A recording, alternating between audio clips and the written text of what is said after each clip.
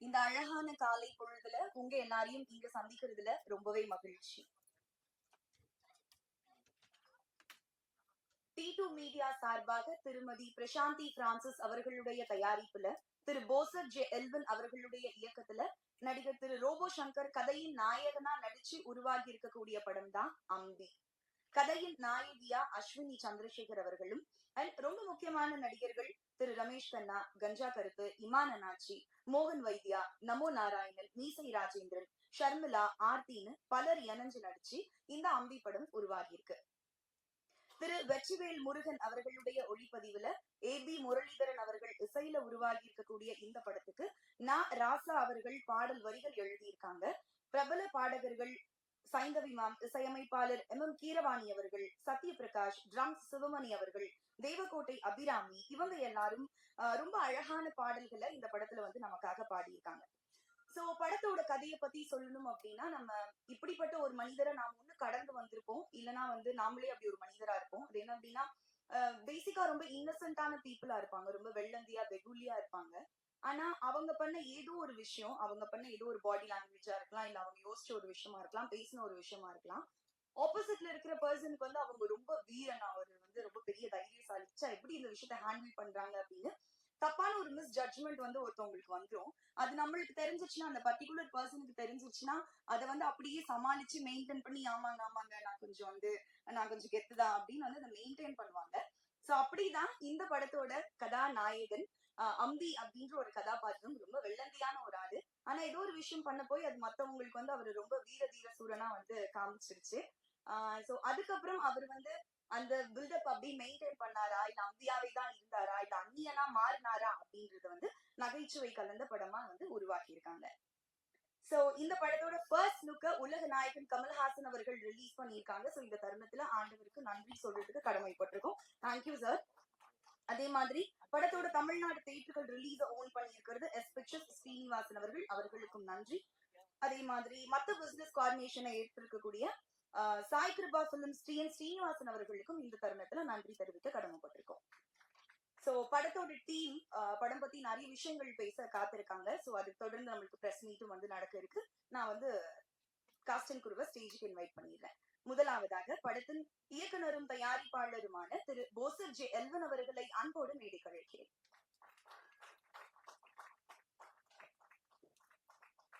Thank you sir. அடுத்தபடியாக கதாநாயகன் அம்பி படத்தின் நாயகன் திரு ரோபோ சங்கர் அவர்களை அன்போடு மேடை கழிக்கிறேன்.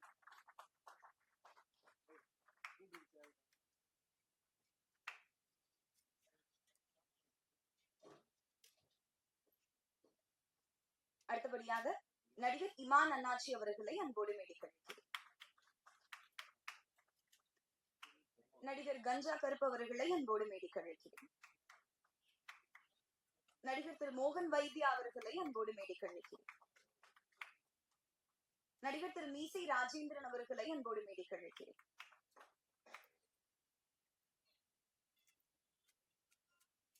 நடிகர் திரு கோவை பாபு அவர்களை அன்போடு மேடை கழிக்கிறேன்.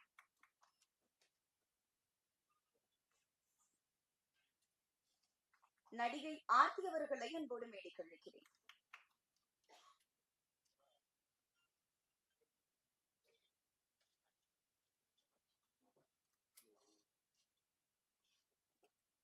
படத்தோட இணை தயாரிப்பாளராகவும் லிரிசிஸ்டாவும் ஒர்க் பண்ணி இருக்கக்கூடிய திரு ராசா அவர்களை அன்போடு மேடை கழிக்கிறேன்.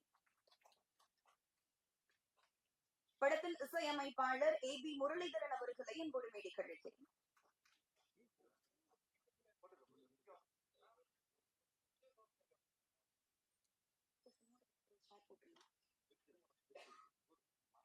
படத்தோட ஒளிப்பதிவாளர் திரு வெற்றிவேல் முருகன் அவர்களை அன்போடு மேடை கழிக்கிறேன்.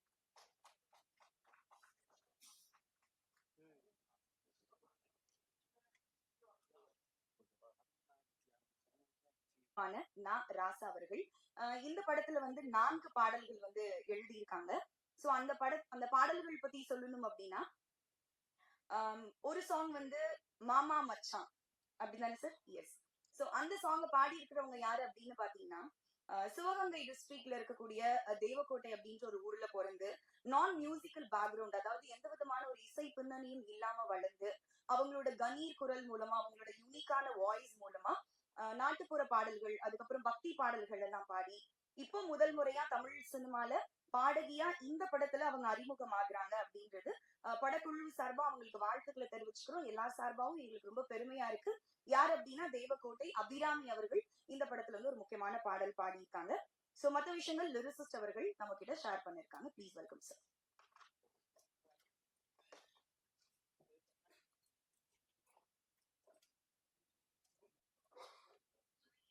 மதிப்பிற்கும் மரியாதைக்கும் உரிய எல்வின் சார், இயக்குனர் எல்வின் சார் அவர்களுக்கும், இப்படத்தின் கதாநாயகன் ரோபோசங்கர் அவர்களுக்கும், ஹீரோயின் அவர்களுக்கும், இமான் அனச்சி, கஞ்சகத்து, மோகன் வித்யா சார், மீசை முருகன், ராஜாராம் சார், வேல்முருகன், எல்லோருமே வந்து பார்த்தீங்கன்னாக்கா நம்முடைய இசையமைப்பாளர் ரொம்ப சிறப்பாக இசையை கொடுத்த முரளிதரன் சார் அவர்களுக்கும் எல்லோருமே வந்து எல்லோருக்கும் முதலில் நான் நன்றியை தெரிவித்துக் கொள்கிறேன். அவர் இப்ப சார் எல்வின் சார் வந்து பாடல்கள் வந்து எழுதணும்னு சொல்லி, நான் ஒரு பள்ளியினுடைய ஆசிரியர், ஓய்வு பெற்ற ஒரு ஆசிரியர். அதனால அவர் என்ன சொன்னாரு, இந்த பாடல்கள் வந்து நீங்க தான் எழுதணும் அப்படின்னு. ஏன்னா ஏற்கனவே ஒரு 4 படத்துல நான் பாடல் எழுதியிருக்கேன், அந்த பாடல்கள் சிறப்பாக வந்திருக்கு. அதனால அந்த பாடல்கள்லாம் கேட்டாரு. சரி நீங்களே எழுதுங்க சார் அப்படின்னு சொல்லி சொன்னாரு. அதனால வந்து நான் அவருக்கு வந்து அந்த பாடல்கள்லாம் சொன்னார். ஏதாவது வந்து ஒரு குத்துசாங்க மாதிரி இருக்கும், ஆனா மக்கள் வந்து யாருமே முகம் சுழிக்கக்கூடாது, எல்லாரும் குடும்பத்தோட அந்த படத்தை பார்க்கணும், அதுக்கு தகுந்த மாதிரி எழுதணும்னு சொன்னாரு. அதே போல எழுதி விடலாம் சார், நான் நினைச்ச மாதிரியே வந்திருக்கு சார், சூப்பர் சார் அப்படின்னு சொல்லிட்டு ரொம்ப மகிழ்ச்சி அடைஞ்சாரு. அதே போல வந்து பாத்தீங்கன்னாக்கா அந்த மினிஸ்டர் சாங் ஒன்று இருக்கு. அந்த மினிஸ்டர் சாங் பாத்தீங்கன்னாக்கா எல்லாருடைய எம்எல்ஏஸ், ஒரு தலைவர், எந்த தலைவராக இருந்தாலும் அந்த தலைவருக்கு அது பொருத்தமா இருக்கிற மாதிரி இருந்தா கொஞ்சம் நல்லா இருக்கும் சார். அந்த பாட்டு நிறைய பேர் நிறைய ரீச் ஆகும். அதனால வந்து எந்த தலைவருக்கும் அது பொருத்தமா இருக்கிற மாதிரி நம்ம தலைவருக்கும் நம்ம மினிஸ்டருக்கும் அது பொருத்தமா இருக்கணும் அப்படிங்கிற மாதிரி சொன்னாரு. அது போல வந்து பார்த்தாக்க தங்கம் பாஞ்சாக்க சிங்கங்கிற ஒரு பாடலை அது எழுதியிருக்கோம். தேவக்கோட்டை அபிராமி பாடல் வந்து மாமச்சர் பாடல் வந்து நல்லா பண்ணியிருக்கோம். அதே போல வந்து அதுக்கு அடுத்தது பாத்தீங்கன்னா ஒரு கணவன் மனைவி, அவங்க வந்து இப்ப ரோபசங்கர் தான் கணவராக இருப்பாங்க, அவங்க அஸ்வின் மேடம் வந்து மனைவியா நடிச்சிருப்பாங்க. அவங்க 2 பேருமே பாத்தீங்கன்னா இப்ப நம்ம இதுக்கு முன்னாடி திருமணத்துக்கு முன்னாடி பாத்தீங்கன்னா நம்ம யாருமே நம்ம எங்க வேணாலும் ஃப்ரீயா போகலாம், ஃப்ரீயா வரலாம், நமக்கு எந்த ஒரு கட்டுப்பாடும் இல்லாம இருக்கும். ஆனா இந்த பாட்டு வந்து இந்த படம் கல்யாணம் ஆன பிறகு பெரிய கட்டுப்பாடு தான் இருக்கும். என்னை கட்டி போட வந்தாலே, திட்டமிட்டு வட்டமிட்டு நின்றாலே, கண்ணாலே கொன்னாலே அப்படிங்கிற மாதிரி ஒரு பாடல். அது வந்து பாத்தீங்கன்னா பெண்ணுக்கும் அது பொருந்தும், ஆணுக்கும் பொருந்தும். ஏன்னா வந்து திருமணத்துக்கு பிறகு நீங்க நினைச்ச நேரத்துக்கு வீட்டுக்கு வர முடியாது, நினைச்ச நேரத்துக்கு போக முடியாது, ஒரு கட்டுப்பாடுக்குள்ள வந்துடுறோம். அது வந்து அந்த பாட்டை கேட்கற எல்லாருக்குமே ரொம்ப இன்ட்ரெஸ்டா இருக்கும். அது ரொம்ப சிறப்பா வந்திருக்கு. அதனுடைய இசை வந்து நம்ம ஏவி முரளிதரன் சார் வந்து ரொம்ப சிறப்பா பண்ணியிருக்காரு. நீங்க கேட்டு பாத்தீங்கன்னா தெரியும். இப்பயே வந்து நல்ல பாடல் வந்து 3 லட்சம் 4 லட்சம் பேர் வியூஸ் எல்லாம் நல்லா பார்த்துட்டு போயிருக்கு, ரொம்ப சிறப்பா வந்திருக்கு. அதனால எல்வின் சாருக்கு முதல்ல வந்து எனக்கு இந்த வாய்ப்பு கொடுத்ததுக்கு முதல் அவருக்கு நன்றி தெரிவித்துக் கொள்கிறேன். ரொம்ப சிறப்பா பண்ணியிருக்காங்க. நம்ம ரோபோ சங்கர் மற்றும் எல்லாருமே பாத்தீங்கன்னா காமெடியில அவ்வளவு கலக்கிருக்காங்க. இந்த படத்தை வந்து பார்த்துட்டு ரொம்ப ஆச்சரியப்படுவாங்க. இந்த கோடை காலம் சமைச்சிட்டு தான் சொல்லணும் கண்டிப்பா. அது வந்து பார்த்து எல்லாருமே ரொம்ப இங்க படம் பார்க்கும்போது, நாங்க போட்டு பார்க்கும்போது எல்லாரும் சிரிச்சு சிரிச்சு எங்களுக்கு ரொம்ப மகிழ்ச்சியாவா இருக்கு. அதனால வந்து ரொம்ப சந்தோஷமா இருந்தது. அந்த படத்தை நீங்க வந்து பார்த்துட்டு அதை எப்படி இருக்குன்னு உங்க ஃபீட்பேக் நீங்க சொல்லலாம். ஆனா இந்த மே 9ஆம் தேதி இந்த படம் ரிலீஸ் ஆகுது. அதனால இந்த படத்தை எல்லோருமே நீங்க பார்த்து மகிழ்ச்சி அடைய வேண்டுமா அன்போடு கேட்டுக்கொண்டு முடிக்கிறது. நன்றி, வணக்கம் சார். அடுத்தபடியாக ஒளிப்பதிவாளர் நீரவ் ஷா அவர்கள் கிட்ட அசிஸ்டண்டா ஒர்க் பண்ணி தமிழ்ல பைசா, லக்கி, தவம் போன்ற படங்கள் அண்ட் கன்னடத்துல பாடி கார்ட் போன்ற படங்கள் அண்ட் 200க்கும் மேற்பட்ட ஆர்ட் பிலிம்ஸ் ஷூட் பண்ணி இப்போ இந்த அம்பி படத்துக்கும் ரொம்ப அழகா ஒளிப்பதிவு பண்ணி இருக்கக்கூடிய ஒளிப்பதிவாளர் வெற்றிவேல் முருகன் அவர்களை அன்போடு பேச வைக்கிறேன். எல்லோருக்கும் வணக்கம். பத்திரிகை நண்பர்களுக்கெல்லாம் முதல்ல நன்றியை சொல்லிக்கிறேன். இப்போ இந்த படம் எனக்கு வந்து வாய்ப்பு கொடுத்தது வந்து இயக்குனர் தான், இயக்குனர் ப்ரொடியூசர் எல்வின் சார் தான். படம் ஃபர்ஸ்ட் நான் பேசும்போது எந்த லொக்கேஷன் இது பிளான் பண்ணலான்னு சொல்லி பிளான் பண்ணோம். இப்போ வந்து உங்களுக்கு வந்து நல்ல லொக்கேஷனாக இருக்கணும் சார், இப்போ யாருமே அதிகமாக யூஸ் பண்ணாத ஒரு லொக்கேஷனாக இருக்கணும் அப்படிங்கிறது தான் இதில் பிளான் பண்ணி போனதுல தான் சங்கராபுரம் ஊர், கள்ளக்குறிச்சி பக்கத்தில், கள்ளக்குறிச்சிலேருந்து ஒரு 25 கிலோமீட்டர். லொக்கேஷன்லாம் ரொம்பவே நல்லா இருக்கும். ஃபுல் அண்ட் ஃபுல் பார்த்தீங்கன்னா வந்து ஒரு காமெடி மூவி. ஃபுல்லாக ரொம்பவே நல்லா பண்ணியிருக்கோம். சாங்லாம் பார்த்தீங்கன்னா உங்களுக்கு வந்து ஒரு ஒரு சாங்குக்கும் ஒரு ஒரு டோன் வந்து ஃபிக்ஸ் பண்ணியிருக்கோம். சீன்ஸ்லாம் வந்து ஃபுல் அண்ட் ஃபுல் காமெடிங்கிறாச்சு. டைரக்டர் வந்து ரொம்ப ஃப்ரீயாக விட்டார். இந்த படத்தில் பொறுத்த வரைக்கும் ரொம்ப டார்ச்சர் பண்ணல, டென்ஷன் பண்ணல, ரெடின்னு சொல்லலை. ரொம்ப ஃப்ரீயாக விட்டாச்சு. நம்ம கேட்ட எக்யூப்மெண்ட்லாம் கொடுத்தாச்சு. படம் வந்து ரொம்பவும் நல்லாவே வந்திருக்கு. இதில் வந்து ரோபோ சாருக்கு தான் ரொம்ப நன்றி சொல்லணும். ரோபோ சார் வந்து என் கூடவே இருந்தார், வெளியிலே போல, ரொம்ப சப்போர்ட் பண்ணாரு. எப்போ அது ஒரு ஃபைட் ஒன்று பண்ணோம், அப்போல்லாம் வந்து அவருக்கு ரொம்ப முடியல. அந்த ஹீல்ஸில் ஒரு இடத்துல வந்து ஃபுல்லாக பார்த்தீங்கன்னா பயங்கர வெயில். அந்த வெயிலில் வந்து எங்களுக்கே நிற்க முடியல. பட் அவர் வந்து நின்று அந்த டெஸ்ட்டில் ரொம்ப சப்போர்ட் பண்ணி கொடுத்தாரு. எல்லா லொக்கேஷன்லையும் சரி, எல்லா லொக்கேஷனும் கொஞ்சம் ரிஸ்கான லொக்கேஷன் தான். ரோபோ சார் ரொம்ப சப்போர்ட் பண்ணாரு. அப்புறம் அண்ணாச்சி, கஞ்சா கருப்பண்ண, மோகன் வித்யா சார், அப்புறம் மீச ராஜேந்திரன், எல்லாருமே வந்து ரொம்ப டீமா எங்களுக்கு சப்போர்ட் பண்ணாங்க. ஒரு ஃபேமிலி மாதிரி இருந்து ரொம்ப சப்போர்ட் பண்ணாச்சு. எனக்கு ஹேண்டில் பண்றது கொஞ்சம் ஈஸியா இருந்துச்சு. எல்லாமே செட்டுனா செட்டு உள்ளே உட்காந்துருவாங்க, யாருமே வெளியில போக மாட்டாங்க. ஸோ அதனால டக்குன்னு நமக்கு எடுக்கிறதுக்கும் ரொம்ப சப்போர்ட்டா இருந்துச்சு. எல்லாருக்கும் ரொம்ப நன்றி சார். தேங்க்யூ. Thank you sir. அடுத்தபடியாக இந்த அம்பை படத்துல ரோபோ சங்கர் சாருக்கு சிஸ்டர், அதாவது அக்கா கதாபாத்திரத்துல நடிச்சிருக்கக்கூடிய நடிகை ஆர்த்தி அவர்களை பேச அழைக்கிறேன்.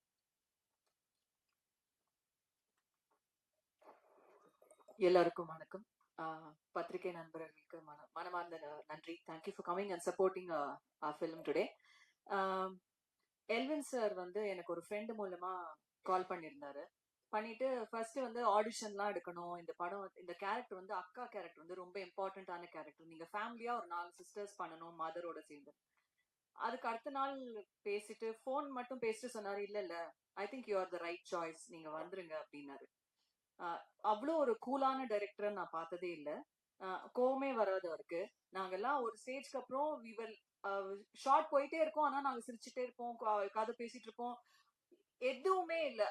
ஆஸ் த சினிமாட்டோகிராஃபர் ரைட்லி செட், நாங்க ஷார்ட் முடிஞ்ச அப்புறம் கூட யாருமே வேற இடத்துக்குலாம் போக மாட்டோம், அதே இடத்துல உட்காந்து கதை பேசிட்டு இருப்போம். We bonded like a family. I think that help. அந்த கெமிஸ்ட்ரி பாத்தீங்கன்னா சில சீன்ஸ் எல்லாம் ரொம்ப நல்லா வந்திருக்கும். அண்ட் திரையுலகின் காமெடி ஜெயன்ஸ் இங்க உட்காந்துட்டு இருக்காங்க, ரொம்ப சீனியர் ஆர்டிஸ்ட் எல்லாம் உட்காந்துட்டு இருக்காங்க. அவங்க கூட to share screen space with such people, I think I'm really very blessed. Thank you Elvin sir for this wonderful opportunity. Robo Shankar sir கூட நாங்க அந்த வீட்ல அந்த சீன்ஸ் எல்லாம் பண்ணும்போது எங்களை அறியாமே சிரிச்சிருவோம். ஏன்னா you know what a comedy giant he is. அவருடைய டைமிங்லாம் எங்களுக்கு அவர் பார்த்த உடனே அப்படியே எங்களை அறியாமையே நாங்க சிரிச்சிருவோம். கட்டுன்னு சொன்ன அப்புறம் கூட சில நேரத்துல சிரிச்சுட்டே இருந்தோம். நாங்க அவ்வளோ we had so much of fun during the filming. And மோகன் வித்யா சார், கஞ்சா கருப்பண்ண, எல்லாருமே, இமான் அண்ணாச்சி, அவங்க கூட எல்லாம் நான் நடிக்கல, எங்களுக்கு சீன்ஸ் இல்ல. பட் ஓவரால் இந்த ஃபிலிம் பாத்தீங்கன்னா ஒரு சம்மர் ட்ரீட். எல்லாருமே ஃபேமிலியா வந்து ஜாலியா சிரிச்சுட்டு போலாம். No baggage, no emotional baggage, no serious drama, fun and fun. So ஒரு சம்மர் ட்ரீட், ஐடியல் ட்ரீட். கண்டிப்பா எல்லாரும் வந்து பாருங்க, இந்த மூவியை சப்போர்ட் பண்ணுங்க. It will be a huge thing for all of us. And thank you for this wonderful opportunity. Thank you. Thank you ma'am. அடுத்தபடியாக ஒரு பக்கம் நல்ல குணச்சித்திர நடிகராகவும் இன்னொரு பக்கம் தேமுதிகவோட அதிகாரப்பூர்வ பேச்சாளர் கேப்டன் விஜயகாந்த் அவர்களோட பாசமிகு தொண்டனா இருக்கக்கூடிய நடிகர் மீசை ராஜேந்திரன் அவர்களை என்போடு பேச அழைக்கிறேன். கேப்டன் அவர்களுக்கு என்னுடைய 2வது வணக்கம். இங்கு வருகை தந்திருக்கும், முக்கியமாக மேடையில் அமைந்திருக்கும் எங்களுடைய சக கலைஞர்கள், இயக்குனர், இசையமைப்பாளர், லிரிக் ரைட்டர் மற்றும் மேடைக்கு முன்னால் இருக்கிற நண்பர்கள், முக்கியமாக தொலைக்காட்சி பத்திரிகையாளர்கள், சோசியல் மீடியா நண்பர்களுக்கு என்னுடைய 3வது வணக்கம். என்னுடைய பேச்சில நிறை இருந்தா எடுத்துக்குங்க, குறை இருந்தா மன்னிச்சுக்குங்க. அரசியல் அப்படின்னா என்ன வேணாலும் பேசலாம், நாள் கணக்குல பேசலாம். சினிமாவில் ஒரு சில நிமிஷங்கள் பேசுறேன், பேச்சில நிறை இருந்தா எடுத்துக்குங்க, குறை இருந்தா மன்னிச்சுக்குங்க. 19th செஞ்சுரியில சினிமா கண்டுபிடிக்கப்பட்டது. போட்டோகிராஃபி, செல்லுலாய்ட் அப்படிங்கிறது தான் சினிமா, மாஸ் மீடியா. சினிமாங்கிறது மாஸ் மீடியா. அந்த மாஸ் மீடியாவுல நாங்கெல்லாம் இருக்கிறோம் அப்படிங்கிறது மிக பெரிய சந்தோஷம். ஏன்னா ஒரு கலெக்டரோ ஒரு எஸ்பியோ ரோட்ல நடந்து போனா தெரியாது, ஆனா சினிமாவுல இருக்கிற நடிகரோ இயக்குனரோ ரோட்ல நடந்து போனா தெரியும். அதுதான் சினிமா பவர். அந்த சினிமா பவரை வச்சு இன்றைக்கு தமிழ்நாட்டுல எத்தனையோ பேர் முதலமைச்சரா வந்திருக்கிறாங்க. அந்த சினிமாவுல நாங்க இருக்கிறதுக்கு ரொம்ப சந்தோஷம். முக்கியமாக இந்த படத்தில் அம்பி, அதாவது கதையின் நாயகனாக தம்பி ரோபோ சங்கர் அவர்கள் நடிச்சிருக்கிறாங்க. அவருடைய திறமையை ஊர் உலகம் எல்லாமே தெரியும். ஏன்னா அவர் எப்பேற்பட்ட கலைஞன் அப்படிங்கிறது எல்லாருக்குமே தெரியும். இப்ப நம்ம சினிமாவுக்கு வரணும், ஹீரோவா ஆகணும், நடிகரா ஆகணும், இயக்குனரா ஆகணும், ஊரை விட்டு வந்திருப்போம். நான்லாம் சினிமாவுக்கு வந்து 40 வருஷம் ஆச்சு. இங்க வந்து எவ்வளவு கஷ்டப்பட்டோங்கிறது எங்களுக்கு தான் தெரியும். சினிமாவுல நம்ம ஒரு இடத்த பிடிக்கணும், அந்த இடத்த தக்க வைக்கணும் அப்படிங்கிறது மிகப்பெரிய ஒரு விஷயம். அப்போ ஒரு நடிகர், ஒரு கலைஞன் இங்க வந்து அவர் ஸ்டேஜ்ல பெர்ஃபார்ம் பண்ணி அசத்த போகுது, கலக்க போகுது, இதெல்லாம் பண்ணி மிமிக்ரி பண்ணி இன்றைக்கு ஒரு கதாநாயகனா உயர்ந்திருக்கிறார்னா அவர் எவ்வளவு உழைப்பு அதுல வந்து இன்வெஸ்ட் பண்ணிருப்பாரு பாருங்க. தம்பி ரோபோ சங்கர் அவர்களுக்கு என்னுடைய வாழ்த்துக்கள். அதே போல இந்த படத்தோட இயக்குனர் எல்வின் அவர்கள், அதாவது சார்லஸ் ரெனால்டு சினிமாவை கண்டுபிடித்தார். தாமஸ் ஆல்வா எடிசன் அவர்கள் அதை தொடர்ந்து மோஷன் பிக்சர்ஸை கண்டுபிடிச்சார். அதன் பிறகு லூமியோ பிரதர்ஸ் அவங்க கண்டுபிடிச்சாங்க. அப்புறம் இந்தியாவில் தாதா சாஹிப் பால்கே, அந்த பேர் வரிசையில போசர் ஜே எல்வின். அருமையான ஒரு இயக்குனர். நான் ஒரு 178 இயக்குனர்கிட்ட பணி செஞ்சிருக்கிறேன். தமிழ், தெலுங்கு, மலையாளம், கன்னடம், ஹிந்தி ஆகிய 5 மொழிகளையும் 260 படம், 178 டைரக்டர்கிட்ட நான் வந்துட்டு வேலை செஞ்சிருக்கிறேன். எந்த ஒரு டென்ஷனும் இல்லாம, எதையும் போட்டு குழப்பிக்காம சிரிச்சுக்கிட்டே வேலை வாங்குற இயக்குனர் நம்மளுடைய இயக்குனர் எல்வின் அவர்கள். ஏன்னா தயாரிப்பாளரும் அவங்க மிஸ்ஸஸ் தான். ஒரு தயாரிப்பாளர் மிஸ்ஸஸ்னாலும் இவர் தான் அதுல ஃபுல் எஃபர்ட் போடணும். ஒரு தயாரிப்பாளருக்கு எவ்வளவு கஷ்டம் இருக்குங்கிறது எனக்கு தெரியும். நான் 2000 ஒரு படம் பண்ணேன், காதலே என் காதலே அப்படின்னு ஒரு படம் ப்ரொடியூஸ் பண்ணேன். 2006ல ஒரு படம் ப்ரொடியூஸ் பண்ணேன். ஸ்டேட் அவார்டு மட்டும்தான் வாங்கிச்சு, மற்றபடி பணம்லாம் வரல. அந்த படம் எடுக்கிறதுக்கு பணம் எவ்வளவு கஷ்டம். அவரே தயாரிப்பாளர், அவரே இயக்குனர். அப்ப எவ்வளவு வந்து கஷ்டப்பட்டு ஒரு படத்தை எடுத்து இன்னைக்கு அந்த படத்தை ரிலீஸ் 9ஆம் தேதி ரிலீஸ் பண்றாருங்கிறது சாதாரண விஷயம் கிடையாது. சாதாரண விஷயம் கிடையாது. ஒரு குழந்தைய நம்ம வந்து பெத்து எடுத்து அதை படிக்க வச்சு, அதை டாக்டருக்கு படிக்க வச்சு, அதுக்கப்புறம் நம்ம ஒரு சந்தோஷம் வரும் பாருங்க. அந்த சந்தோஷம் நிச்சயமாக 9ஆம் தேதி காலையில முதல் ஷோல அவருக்கு வரும். நிச்சயமா வரும். ஏன்னா எவர் கிரீன் காமெடிங்கிறது எப்போதுமே காமெடி ஜெயிக்கும். அதுக்கு உதாரணம் நம்மளுடைய சுந்தர் சி சார் கூட எடுத்துக்கலாம். எத்தனையோ புதுமுக இயக்குனர்கள் இன்னைக்கு வந்தாலும் கடந்த 30 வருஷமா இன்னைக்கு எவர் கிரீனா இருந்துட்டு இருக்காரு பாருங்க, அந்த காமெடியை கையில வச்சுக்கிட்டு. அதே போல நம்மளுடைய எல்வின் சார் காமெடிக்கு முக்கியத்துவம் கொடுத்து, அது மட்டும் கிடையாது, கதைக்கு முக்கியத்துவம் கொடுத்து கதையின் நாயகனாக தம்பி ரோபோ சங்கர் நடிச்சிருக்கிறார்.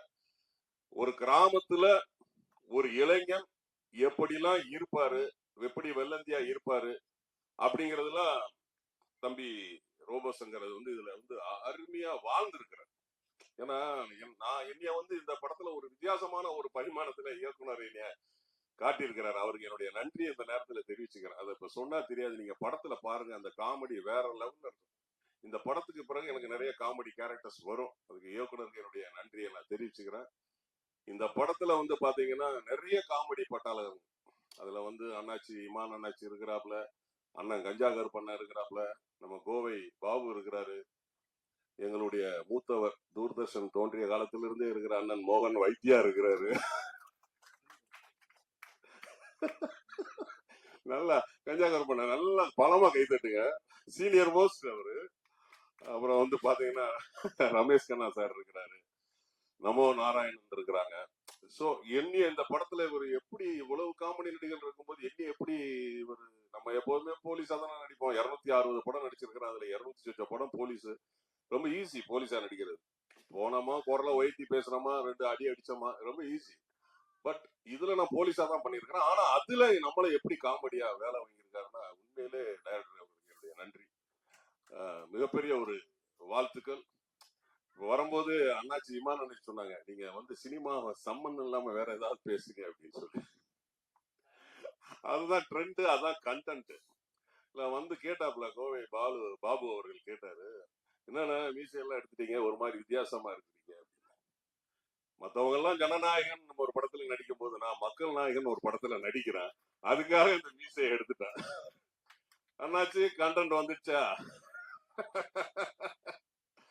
அவர் ஜனநாயகன் நடிச்சிட்டு இருக்காரு, நான் மக்கள் நாயகன் ஒரு படத்துல, அதே சங்கராபுரத்துலதான் சார் எங்களை எங்க கூட்டு போனாரோ அதே சங்கராபுரத்துல மக்கள் நாயகன் ஒரு படத்துல விவசாயியா நடிச்சிருக்கிறேன். அந்த டைரக்டர் சொல்லிட்டாரு, ஈசை எல்லாம் எடுத்துருங்க, எடுத்துட்டு வெள்ளதாடி எல்லாம் வேணும். ஏற்கனவே ஒரு ஷெட்யூல் முடிச்சுட்டு வந்துட்டேன். இப்போ 4 நாள் கழிச்சு ஒரு ஷெட்யூல் போறேன். ரொம்ப கஷ்டமா இருக்கு, ஏன்னா ஒரு சில இதுல மீசையை கட்டி ஒரு இதுல மீசை கிடையாது. சோ அவரு ஜனநாயகம் நடிக்கும் போது நம்ம என்ன மக்கள் நாயகன் நடிக்க கூடாதா? கண்டென்ட் வந்துச்சு உங்களுக்கு எல்லாம். நான் எப்போதுமே ஒரு மேடையில முடிச்சுட்டு போகும்போது எங்க தலைவர் கேப்டனை பத்தி நான் சொல்லுவேன். கேப்டனை பத்தி டிசம்பர் 28 அப்பதான் தெரிஞ்சுது பாதி பேருக்கு.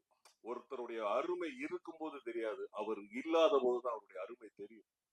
எனக்கு தெரிஞ்சு 1.5 கோடி பேருக்கு அவர் வந்து நன்மை செஞ்சிருக்கிறார், உதவி செஞ்சிருக்கிறார். பட் தெரியாம எத்தனையோ பேருக்கு செஞ்சிருக்கிறார்.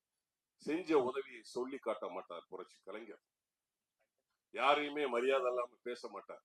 எப்போதுமே நான் எந்த மேடையா இருந்தாலும் அவரை பத்தி ஒரு சில வார்த்தைகள் சொல்லிட்டு தான் போவேன். தலைவர் கேப்டன் அவர்கள் தைரியமானவர், அது உங்களுக்கும் தெரியும். சட்டசபையிலே நம்ம பார்த்திருக்கிறோம். அவர் தைரியம் யாருக்குமே வராது. ஆனந்த விகடன்ல ஒரு முறை பேட்டி ஒண்ணு கொடுத்தார். நிருபர் கேட்டார் ஒரு கேள்வி. தலைவர் கலைஞர் அவர்கள் கோபாலபுரத்தில் இருக்கிற வீட்டை தனக்கு பிறகு, தன் மனைவிக்கு பிறகு, தன் குழந்தைக்கு பிறகு அதை மருத்துவமனைக்கு கொடுத்தாருன்னு சொல்லி ஒரு கேள்வி கேட்டார். அதற்கு கேப்டன் சட்டென்றும் பதில் சொன்னார். பாருங்க, ஒருத்தர் உதவி செய்யணும் நினைச்சா அப்போதே அதை கொடுத்துட்டு போயிடணும், அதுக்கு பேர் தான் உதவி அப்படின்னு சொல்லி கேப்டன் சொன்னார். உதவி செய்யணும்னு நினைச்சா அப்பவே முடிச்சிடணும். அது என்ன, அது மனைவிக்கு பிறகு, குடும்பத்துக்கு பிறகு, குழந்தைக்கு பிறகு, அதன் பேரு உதவி கிடையாது. இது ஆனந்த விகடன்ல தலைவர் கேப்டன் சொல்லியிருக்கிறார். சோ உதவி செய்யணும்னு நினைச்சீங்கன்னா அப்பவே அந்த நிமிஷமே உதவி செஞ்சிருக்க. இந்த படத்தை நிச்சயமாக மீடியா, அதாவது இன்னைக்கு நம்ம பாக்குறோம் பெரிய பெரிய ஆர்டிஸ்ட் நடிச்ச படம் எல்லாம் ஓடல. காரணம் கதை கிடையாது. கதை இருந்தால் அது பெரிய ஆர்டிஸ்டா இருந்தாலும் சரி, சின்ன ஆர்டிஸ்டா இருந்தாலும் சரி, படம் நிச்சயமாக வெற்றி பெறும். இந்த படம் நிச்சயமாக வெற்றி பெறும், அது மாற்று கருத்தே கிடையாது. ஏன்னா கதை ஸ்ட்ராங்கா இருக்கு, கதை ஸ்ட்ராங்கா இருக்கு. நேற்று நைட்டு நான் ஒரு படம் பார்த்தேங்க, லால் சார் படம், லாலேட்டன் படம் வந்து ரிலீஸ் ஆக போகுது. தமிழ்ல வந்து வருது, தொடரும் அப்படின்னு சொல்லிட்டு ஒரு படம், தொடரும். அந்த படம் பாத்தீங்கன்னா ஒரு சின்ன கதை தாங்க, என்ன அருமையா அதை எடுத்திருக்கிறாங்க தெரியுமா? சோ கதை ஒரு ஒரு ஒரு படத்துக்கு முக்கியமான ஒரு விஷயம். அந்த கதை இந்த அம்பி படத்துல இருக்கு. ஏன்னா அந்த அளவுக்கு அவர், நானும் தம்பி ரோபோ சங்கரம் நடிக்கும் போது ஒரு போலீஸ் ஸ்டேஷன்ல ஒரு சீனு, தம்பி ரோபோ சங்கருடைய பாடி லாங்குவேஜ், அந்த மாடுலேஷன், அந்த ரியாக்ஷன், ஒரு 13 கமல் சாரா உள்ள வச்சிருக்கிறாரு. ஏன்னா அவர் வந்து, நான் எப்படி கேப்டனோட விசுவாசி, கேப்டனுடைய ரசிகரோ, அதே மாதிரி அவர் கமல் சாரோட விசுவாசி ரசிகர். அந்த லுக்கு, அந்த அந்த வாய் கோணிட்டு போறது, அதெல்லாம் வந்து பாத்தீங்கன்னா ஒரு 13 கமல் சார் உள்ள இருக்கு. கமல் சார கிட்ட கிட்ட கிட்ட இருந்து பார்த்து பார்த்து பார்த்து ரசிச்சு அவ்வளவு கமல் சார உள்ள இழுத்து வச்சிருக்கிறார். சோ இந்த படத்துக்கு நீங்க நிச்சயமா சப்போர்ட் பண்ணணும், பண்ணுவீங்கன்னு நினைக்கிறேன். உங்களுடைய ஆதரவு எப்போதுமே வேணும். ரசிகர்கள் அனைவரும் இந்த படத்தை தியேட்டர்ல போய் பாருங்க. ஒரு நல்ல இயக்குனர் நம்ம தமிழ் சினிமா ஏற்கனவே ஒரு படம் பண்ணியிருக்கிறார்.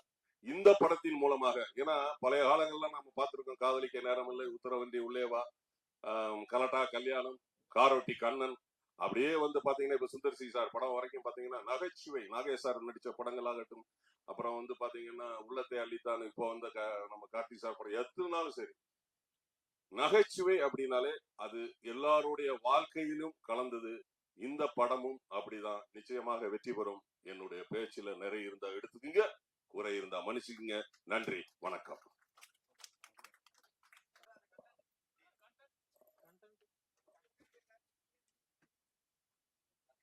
அடுத்தபடியாக இவரை பத்தி சொல்லணும் அப்படின்னா 2003ல காதல் சடுகுடு படத்துல நம்ம லெஜெண்டரி விவேக் சார் கூட காமெடி சீன்ல நடிச்சு பிரபலமானாரு. இப்போ இறைவுற்ற விவேக் சார் அவர்களுக்காக இந்தியன் 2 படத்துல பாடி டபுளா நடிச்சாரு. Thank you so much for that sir. So சின்ன திரையில பயங்கர பிஸியா நடிச்சுட்டு இப்போ படங்கள்ல நல்ல நல்ல கேரக்டர்ஸை சூஸ் பண்ணி நடிச்சிட்டு இருக்கக்கூடிய நடிகர் கோவை பாபு அவர்களை அன்போடு பேச அழைக்கிறேன்.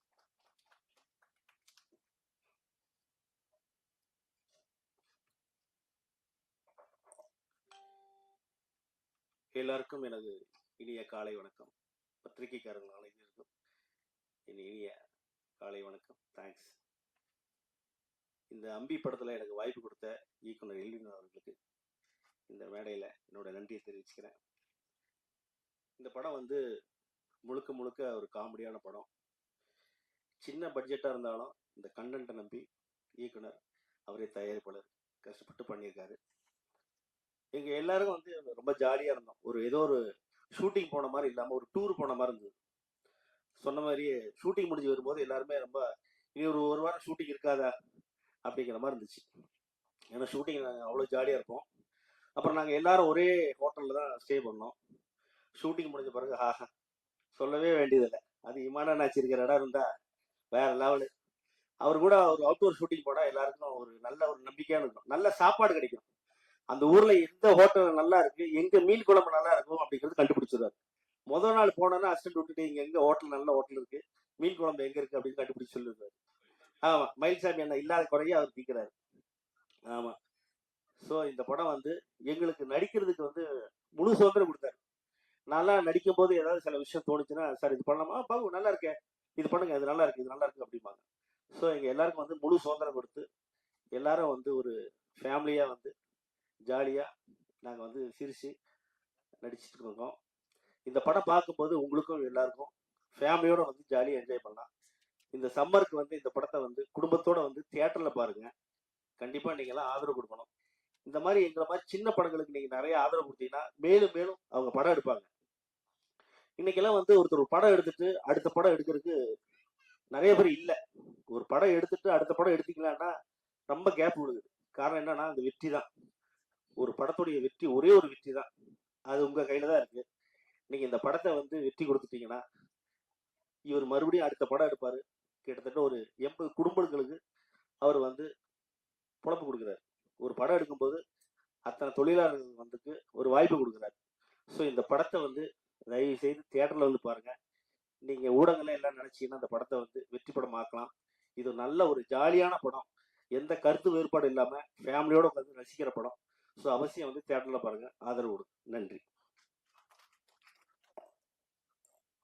Thank you sir. அடுத்தபடியாக தனது யதார்த்தமான நடிப்பாலும் வெள்ளந்தியான பேச்சாலும் தமிழ் ரசிகர்களின் மனதில் என்றும் ஓனராக இருக்கும் டக்ளஸ் அண்ணன் கஞ்சா கருப்பு அவர்களை பேச அழைக்கிறேன். சொல்லிவிட்டு நல்லா இருக்கு. மேடையில் அமர்ந்திருக்கும் இயக்குனர், என்னுடைய உறவினர், அதே மாதிரி என் பக்கத்து ஊரு ரோபோ சங்கர் அவர்களுக்கு படத்துல ஹீரோவாத்தே இருந்திருக்காரு.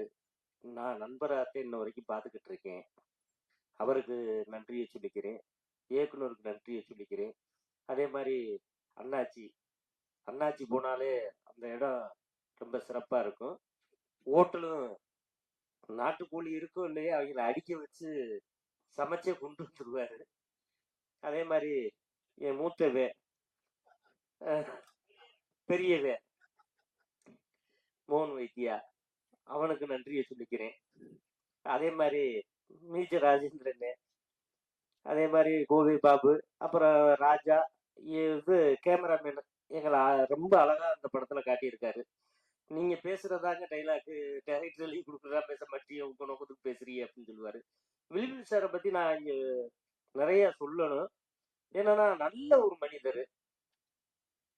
1 மணியா இருந்தாலும் ஃபோன் எடுத்து, "அண்ணே உங்களுக்கு சாப்பாடு வந்துருச்சா? நீங்க சாப்பிட்டீங்களா?" அப்படின்னு கேட்பாரு. அப்ப நான் சொல்லுவேன் அவர்ட்ட நிறைய குறைகள சொல்லுவேன். "எனக்கு சாப்பாடு வந்துருச்சு. மோன் வைத்தியா பெரியவனுக்கு தான் சாப்பாடு வரல.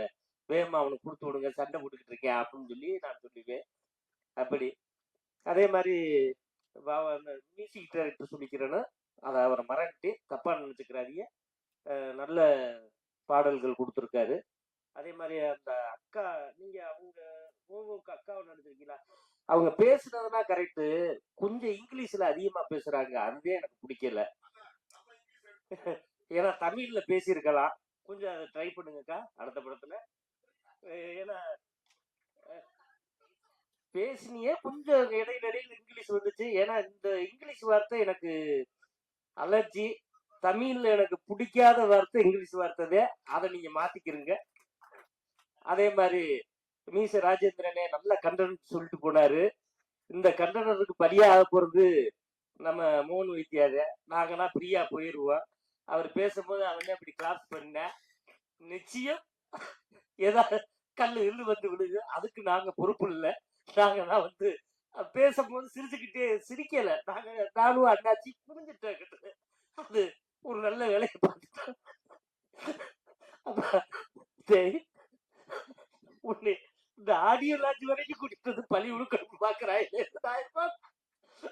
நல்லபடியா இருப்பேன். சுண்டல் வாங்கி கொடுத்துட்டே சாப்பிடு, தண்ணியை குடி, வேற என்ன சாப்பாடு வேணுமோ கேளு, வாங்கி கொடுத்தது. இந்த படத்தை பத்தி பேசணும்னா நிறைய பேசுது. ஏன்னா வில்லியம் சாருடைய மனைவி வந்து ப்ரொடியூசரா இருக்காங்க. அவங்க உண்மையிலே வந்து எல்லாரும் மனைவியை வந்து ஒரு டாக்டர் ஆக்கி பார்க்கணும், கலெக்டர் ஆக்கி பார்க்கணும்னு ஆசைப்படுவாங்க. ஆனா முதல் முறையா மனைவியை வந்து ஒரு தயாரிப்பாளர் ஆக்கியிருக்காரு. இன்னும் அவர் மனைவியை வந்து ஒரு டைரக்டராகவும் அவர் கொண்டுகிட்டு வரணும்னு நான் கடவுள்கிட்ட வேண்டிக்கிறேன். ஏன்னா அவங்கன்னா டைரக்டரா வந்தாங்கன்னா எங்களை மாதிரி ஆளுகளுக்கு நிறைய வேலை கொடுப்பாங்க. எனக்கு கொடுக்குறீங்களோ இல்லையோ, என்னுடைய செல்லமான மூத்தவனுக்கு மோகன் வைத்தியாவுக்கு நிறைய படம் கிடைக்கணும்னு நான் அந்த கடவுள்கிட்ட வேண்டிக்கிறேன். இந்த அம்பி படத்தை பத்தி, அம்பி படத்தை பார்த்துட்டு நிறைய படம் அவரை கூப்பிட்டு இருக்கிற இயக்குனர் ஃபுல்லா கமிட் பண்ணுங்க. அதோடு சேர்த்து எங்களையும் கமிட் பண்ணுங்க. நன்றி, வணக்கம். Thank you sir. அடுத்தபடியாக அம்பி படத்தோட பிசினஸ் கோஆர்டினேஷனுக்கு பெரும் உதவியா இருக்கக்கூடிய சாய் கிருபா பிலிம்ஸ் திரு TN ஸ்ரீனிவாசன் அவர்களை பேச அழைக்கிறேன். அனைவருக்கும் காலை வணக்கம். திரு எல்வின் அவர்களுடைய 3வது திரைப்படம், தயாரிப்படம் அவரே தான். என்கிட்ட வந்து ஒரு எல்வின் சார் பேசும்போது, ரோபோ சங்கர் சார் வந்து ஃபர்ஸ்ட் கதாநாயகனா நடிக்கிறாரு அப்படின்னு சொன்னாரு. நான் சொன்னேன், ஏற்கனவே அவர் அறிமுகமானவர் தானே எல்லாருக்கும் அப்படின்னு சொன்னேன். இல்லை சார், இது பெருசா பண்ணணும் அப்படின்னு சொன்னாரு. சரி, திரையரங்குக்கு எஸ் பிலிம் ஸ்ரீனிவாசன் அவர்கிட்ட போய் நாங்கள் படத்தை போட்டு காமிச்சோன்னா அவர் சொன்னாரு, ரொம்ப பெரிய காமெடி சப்ஜெக்டா இருக்கு, இதை வந்து நாங்க பேசும்போது மார்ச் மாசம், கொஞ்சம் வெயிட் பண்ணுங்க, ஏப்ரல் கொஞ்சம் விட்டுருங்க, இப்ப பண்ணிக்கலாம். அதே மாதிரி இப்ப மே மாசம் 9ஆம் தேதி கூப்பிட்டு சொன்னார், பண்ணிக்கலாம், கரெக்டான டைம் அப்படின்னு. பெரிய அளவுல இதை சக்சஸ் ஆகும் அப்படின்னு நம்பிக்கை கொடுத்தாரு. அதே மாதிரி FMS AP இன்டர்நேஷனல் அவங்க நாங்கள் பண்றோம் இதை அப்படின்னு சொல்லி அவங்க பண்ணியிருக்காங்க. அதே மாதிரி நார்த் இந்தியன் லாங்குவேஜ் வந்து சோனி அவங்க முன் வந்து அவங்க ரிலீஸ் பண்றாங்க. அதே மாதிரி அமேசான் OTT பிளாட்ஃபார்ம் நாங்கள் பண்றோம் அப்படின்னு ஒத்துட்டு இருக்காங்க, சைன் பண்ணிட்டோம், ஸ்டேட்லைட் பேசிட்டு இருக்கோம். ஸோ இந்த படம் பெரிய வெற்றி பெறணும். அவர் வந்து எல்வின் சார் வந்து ரோபோ சங்கர் சார் மேல எவ்வளவு ஒரு அபிமானம் வச்சு இதை பெருசா பண்ணணும் சார் அப்படின்னு சொல்லி கேட்டு நாங்களும் கடுமையா உழைச்சு இதை தமிழ்நாட்டில் இருக்க அத்தனை மல்டிபிளெக்ஸ்லயும் இந்த படம் ரிலீஸ் ஆக போகுது. அது மாத்திரம் இல்லை, சிங்கப்பூர், மலேசியாவில் வந்து ரோபோ சாருக்கு நிறைய ஒரு ரசிகர்கள் இருக்கிறதாக சொன்னாங்க அந்த டிஸ்ட்ரிபியூட்டர். அங்கேயும் பெரிய அளவில் ரிலீஸ் ஆக போகுது. மிடில் ஈஸ்டில் கேட்டிருக்கோம். மிடில் ஈஸ்ட்லேயும் அநேகமாக ரிலீஸ் ஆகிடும் 9ஆம் தேதி. அந்த படத்துடைய கண்டென்ட் ஃபஸ்ட்டு பார்த்த உடனே இது டிஃப்ரெண்ட் டைப் ஆஃப் காமெடி. ஏன்னா இது வந்து இந்த மாதிரி காம்பினேஷன் தமிழ் சினிமாவில் வந்தது கிடையாது. நானும் 35 வருஷம் சினிமா நடிச்சேன். ரோபோ சங்கர் சார், அதே மாதிரி லெஜண்ட்ஸ் இமாம் அண்ணாச்சி, கங்காகர் பண்ணேன், அதே மாதிரி ரமேஷ் கண்ணா, அது மாதிரி நிறைய பெரிய லெஜண்ட். இந்த காம்பினேஷன் வந்தது கிடையாது தமிழ் சினிமாவில். அதுவும் படம் வந்து ஃபர்ஸ்ட் ஃப்ரேம்ல இருந்து லாஸ்ட் ஃப்ரேம் வரைக்கும் நீங்கள் சிரிச்சுட்டே இருக்கிறோம். சிரிப்பு சிரிப்பு சிரிப்பு சிரிப்பு. இப்போ அதுதான் தேவைப்படுது தமிழ் சினிமாவில். சிரிப்பு தான் தேவைப்படுது. அந்த குறைய வந்து இந்த படம் கண்டிப்பாக போக்கும். கண்டிப்பாக ஃபேமிலியோட வந்து இந்த படத்தை பார்க்கணும். ரெண்டாவது, இந்த படம் ரிலீஸ் ஆகிற டைம் வந்து பார்த்தீங்கன்னா ஸ்கூல்ஸ், காலேஜஸ் எல்லாம் லீவு. ஃபேமிலியோட கண்டிப்பாக வரும். நல்ல மல்டிப்ளெக்ஸஸ் அந்த மாதிரி நிறைய தியேட்டரில் நாங்கள் போட போகிறோம். கன்ஃபார்மாக இருக்கு. இந்த படம் மேலும் மேலும் வெற்றி அடையணும். எல்வின் சார் பற்றி சொல்லணும்னா, அவர் வந்து நிறைய ஐடியாஸ் வச்சிருக்காரு. 1-2 கிடையாது. நாங்கள் பேசும்போது அடுத்த படத்துக்கு கூட நாங்கள் பேசி வச்சிருக்கோம். ஒரு பெரிய நடிகர், அவர்கிட்ட போய் கதை சொல்லியிருக்காரு. இந்த படத்தில் கண்டிப்பாக நான் நடிக்கிறேன், நீங்கள் எடுங்க, அவ்வளோ நல்ல சப்ஜெக்ட் அது. அடுத்த படத்துக்கு அட்வான்ஸ் வாழ்த்துக்கள். அதே மாதிரி அவருடைய ஐடியாஸ் கண்டிப்பாக ஒர்க் அவுட் ஆகும் தமிழ் சினிமாவில். டிஃப்ரெண்ட் டைப் ஆஃப் இது. நான் கூட கேட்பேன், என்ன சார் நீங்கள் சைலண்டாக இருக்கீங்களா, இவ்வளோ பெரிய காமெடி படத்தை எடுத்திருக்கீங்கள அப்படின்னு. சார் கண்டென்ட் தான் சார், உள்ளுக்குள்ளே காமெடி இருந்தால் போதும், நான் வந்து நடிக்க வச்சிருவேன் அப்படின்னு. அவ்வளோ சைலண்டான மனிதர் அவர். அதே மாதிரி ரோபோ சார் வந்து இந்த படத்தில் அருமையாக பண்ணியிருக்காரு. அவர் ஒரு இடத்துல சொல்லுவார், இனி நான் வந்துட்டேன் இல்லை அப்படிம்பாரு. கண்டிப்பாக வந்துட்டீங்க சார், ஹீரோவா. இனி வாழ்த்துக்கள். நிறைய படம் நீங்கள் பண்ணணும். நிறைய தமிழ் சினிமாவில் காமெடி மாத்திரம் இல்லை, அனைத்து கேரக்டரும் நீங்கள் பண்ணணும் அப்படின்னு நான் வேண்டிக்கிறேன். வாய்ப்புக்கு நன்றி. மற்றும் ஒரு பாடல் என்ன அப்படின்னு பாத்தீங்கன்னா, என்னை கட்டி போட வந்தாலே அப்படின்ற சாங் ரொம்ப வருஷத்துக்கு அப்புறமா தமிழ்ல இந்த மாசிவ் மியூசிக் டைரக்டர் வந்து பாடி இருக்காங்க. எஸ் RRR படத்துல நாட்டு சாங்குக்காக ஆஸ்கர் அவார்ட் வின் பண்ண இசையமைப்பாளர் MM கீரவாணி அவர்களும், அண்ட் நம்ம எல்லாருக்கும் ரொம்ப ஃபேவரட்டான மேஜிக்கலான வாய்ஸ்க்கு சொந்தக்காரங்க நம்ம சைந்தவி மேம். அவங்க வாய்ஸ் கேட்டாலே நம்ம சொல்லலாம், அப்படி காம் ஆயிடும் அப்படின்னு தான் சொல்லணும். ஸோ அப்படி ஒரு மேஜிக் இருக்கு அவங்க வாய்ஸ்ல. ஸோ கீரவாணி சாரும் சைந்தவி மேமும் சேர்ந்து இந்த அம்பி படத்துல என்ன கட்டி போட வந்தாலே அப்படின்ற சாங் வந்து நமக்காக பாடியிருக்காங்க. ஸோ அடுத்து நம்ம கிட்ட வந்து பேச போறது யாரு அப்படின்னு பாத்தீங்கன்னா, படத்தோட இசையமைப்பாளர். இவரு கன்னடத்துல வந்து அகோரா, நெகிழா தர்மா, மகளை போன்ற நிறைய படங்களுக்கு வந்து இசையமைச்சிருக்காங்க. இந்த படத்துக்கும் சாங் ரொம்ப சூப்பரா வந்திருக்கு. Congratulations to the whole team again. So படத்தை பத்தி ஒரு சில வார்த்தைகள் இசையமைப்பாளர் AB முரளிதரன் அவர்கள் கிட்ட இருந்து.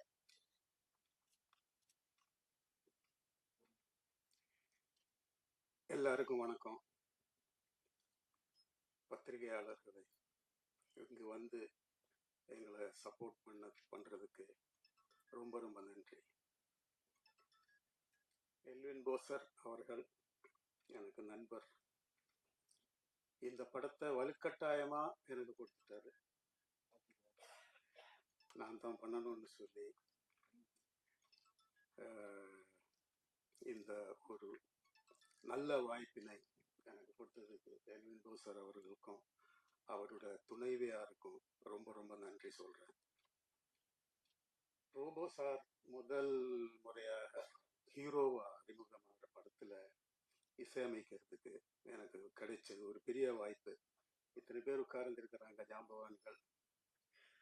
அவரு எல்லாரும் கூட ஃபர்ஸ்ட் படம் பார்த்தோன்னே ரொம்ப ஹாப்பி ஆயிட்டேன்.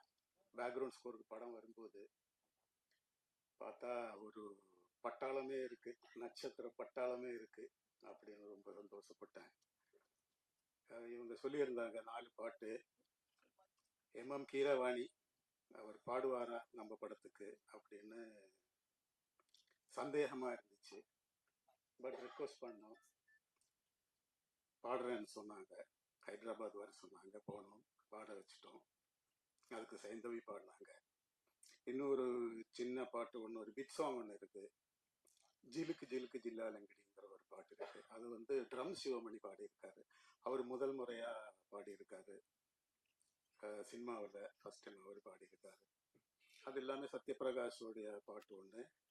தேவக்கோட்டை அபிராமி இன்னைக்கு சோஷியல் மீடியாவில் ரொம்ப பிரபலமான ஒரு சிங்கர். அவங்க பாடின ஒரு பாட்டு. இந்த மாதிரி 4 பாட்டு இந்த படத்தில். மறுபடியும் எல்லாருக்கும் நன்றி, ரொம்ப ரொம்ப நன்றி.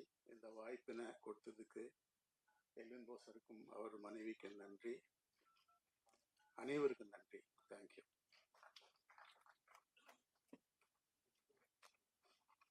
Thank you sir. Music director sir mention பண்ணும்போதே சொன்னாங்க இன்னும் மற்ற 2 பாடல்கள் பத்தி. நானும் ஒரு வாட்டி அந்த சாங் பத்தி சொல்லிடுறேன். So innovative and energetic performer இவர். 1970s இருந்து இப்போ வரைக்கும் அவரோட ரிதமால வந்து ஆடியன்ஸ் வந்து கனெக்டடா வச்சிருக்காரு அப்படின்னு சொல்லணும். பத்மஸ்ரீ ட்ரம்ஸ் சிவமணி அவர்கள் ஜிலுக்கு ஜிலுக்கு ஜில்லாலங்கடி அப்படின்ற ஒரு சாங்குக்கு வந்து அம்பி படத்துல அந்த சாங்கை பாடி இருக்காங்க. முதல் முறையா அவங்க வந்து பாடியிருக்காங்க அப்படின்ற செய்தி என்கிட்ட பகிர்ந்துக்கிட்டீங்க. Thank you sir. ஸோ இன்னொரு பாடலும் இருக்கு. அம்மாடி உன் அழகு சமதூலு, நல்லை அல்லை, ஆள போறான் தமிழன் அப்படின்னு சூப்பர் ஹிட் சாங்ஸோட வாய்ஸ்க்கு சொந்தக்காரர் இந்த அம்பி படத்துல வந்து பாத்தாக்கா தங்கம் அப்படின்ற ஒரு சூப்பரான சாங்க பாடி இருக்கிறாரு சத்யபிரகாஷ் அவர்கள். அடுத்தபடியாக சிங்கர், மியூசிஷியன், ஆக்டர் அப்படின்னு இவருக்கு பல அடையாளம் இருக்கு. இது எல்லாத்தையும் விட டாடி நைனா அப்படின்னு சொன்னாதான் இவரோட ரசிகர்கள் சந்தோஷப்படுவாங்க.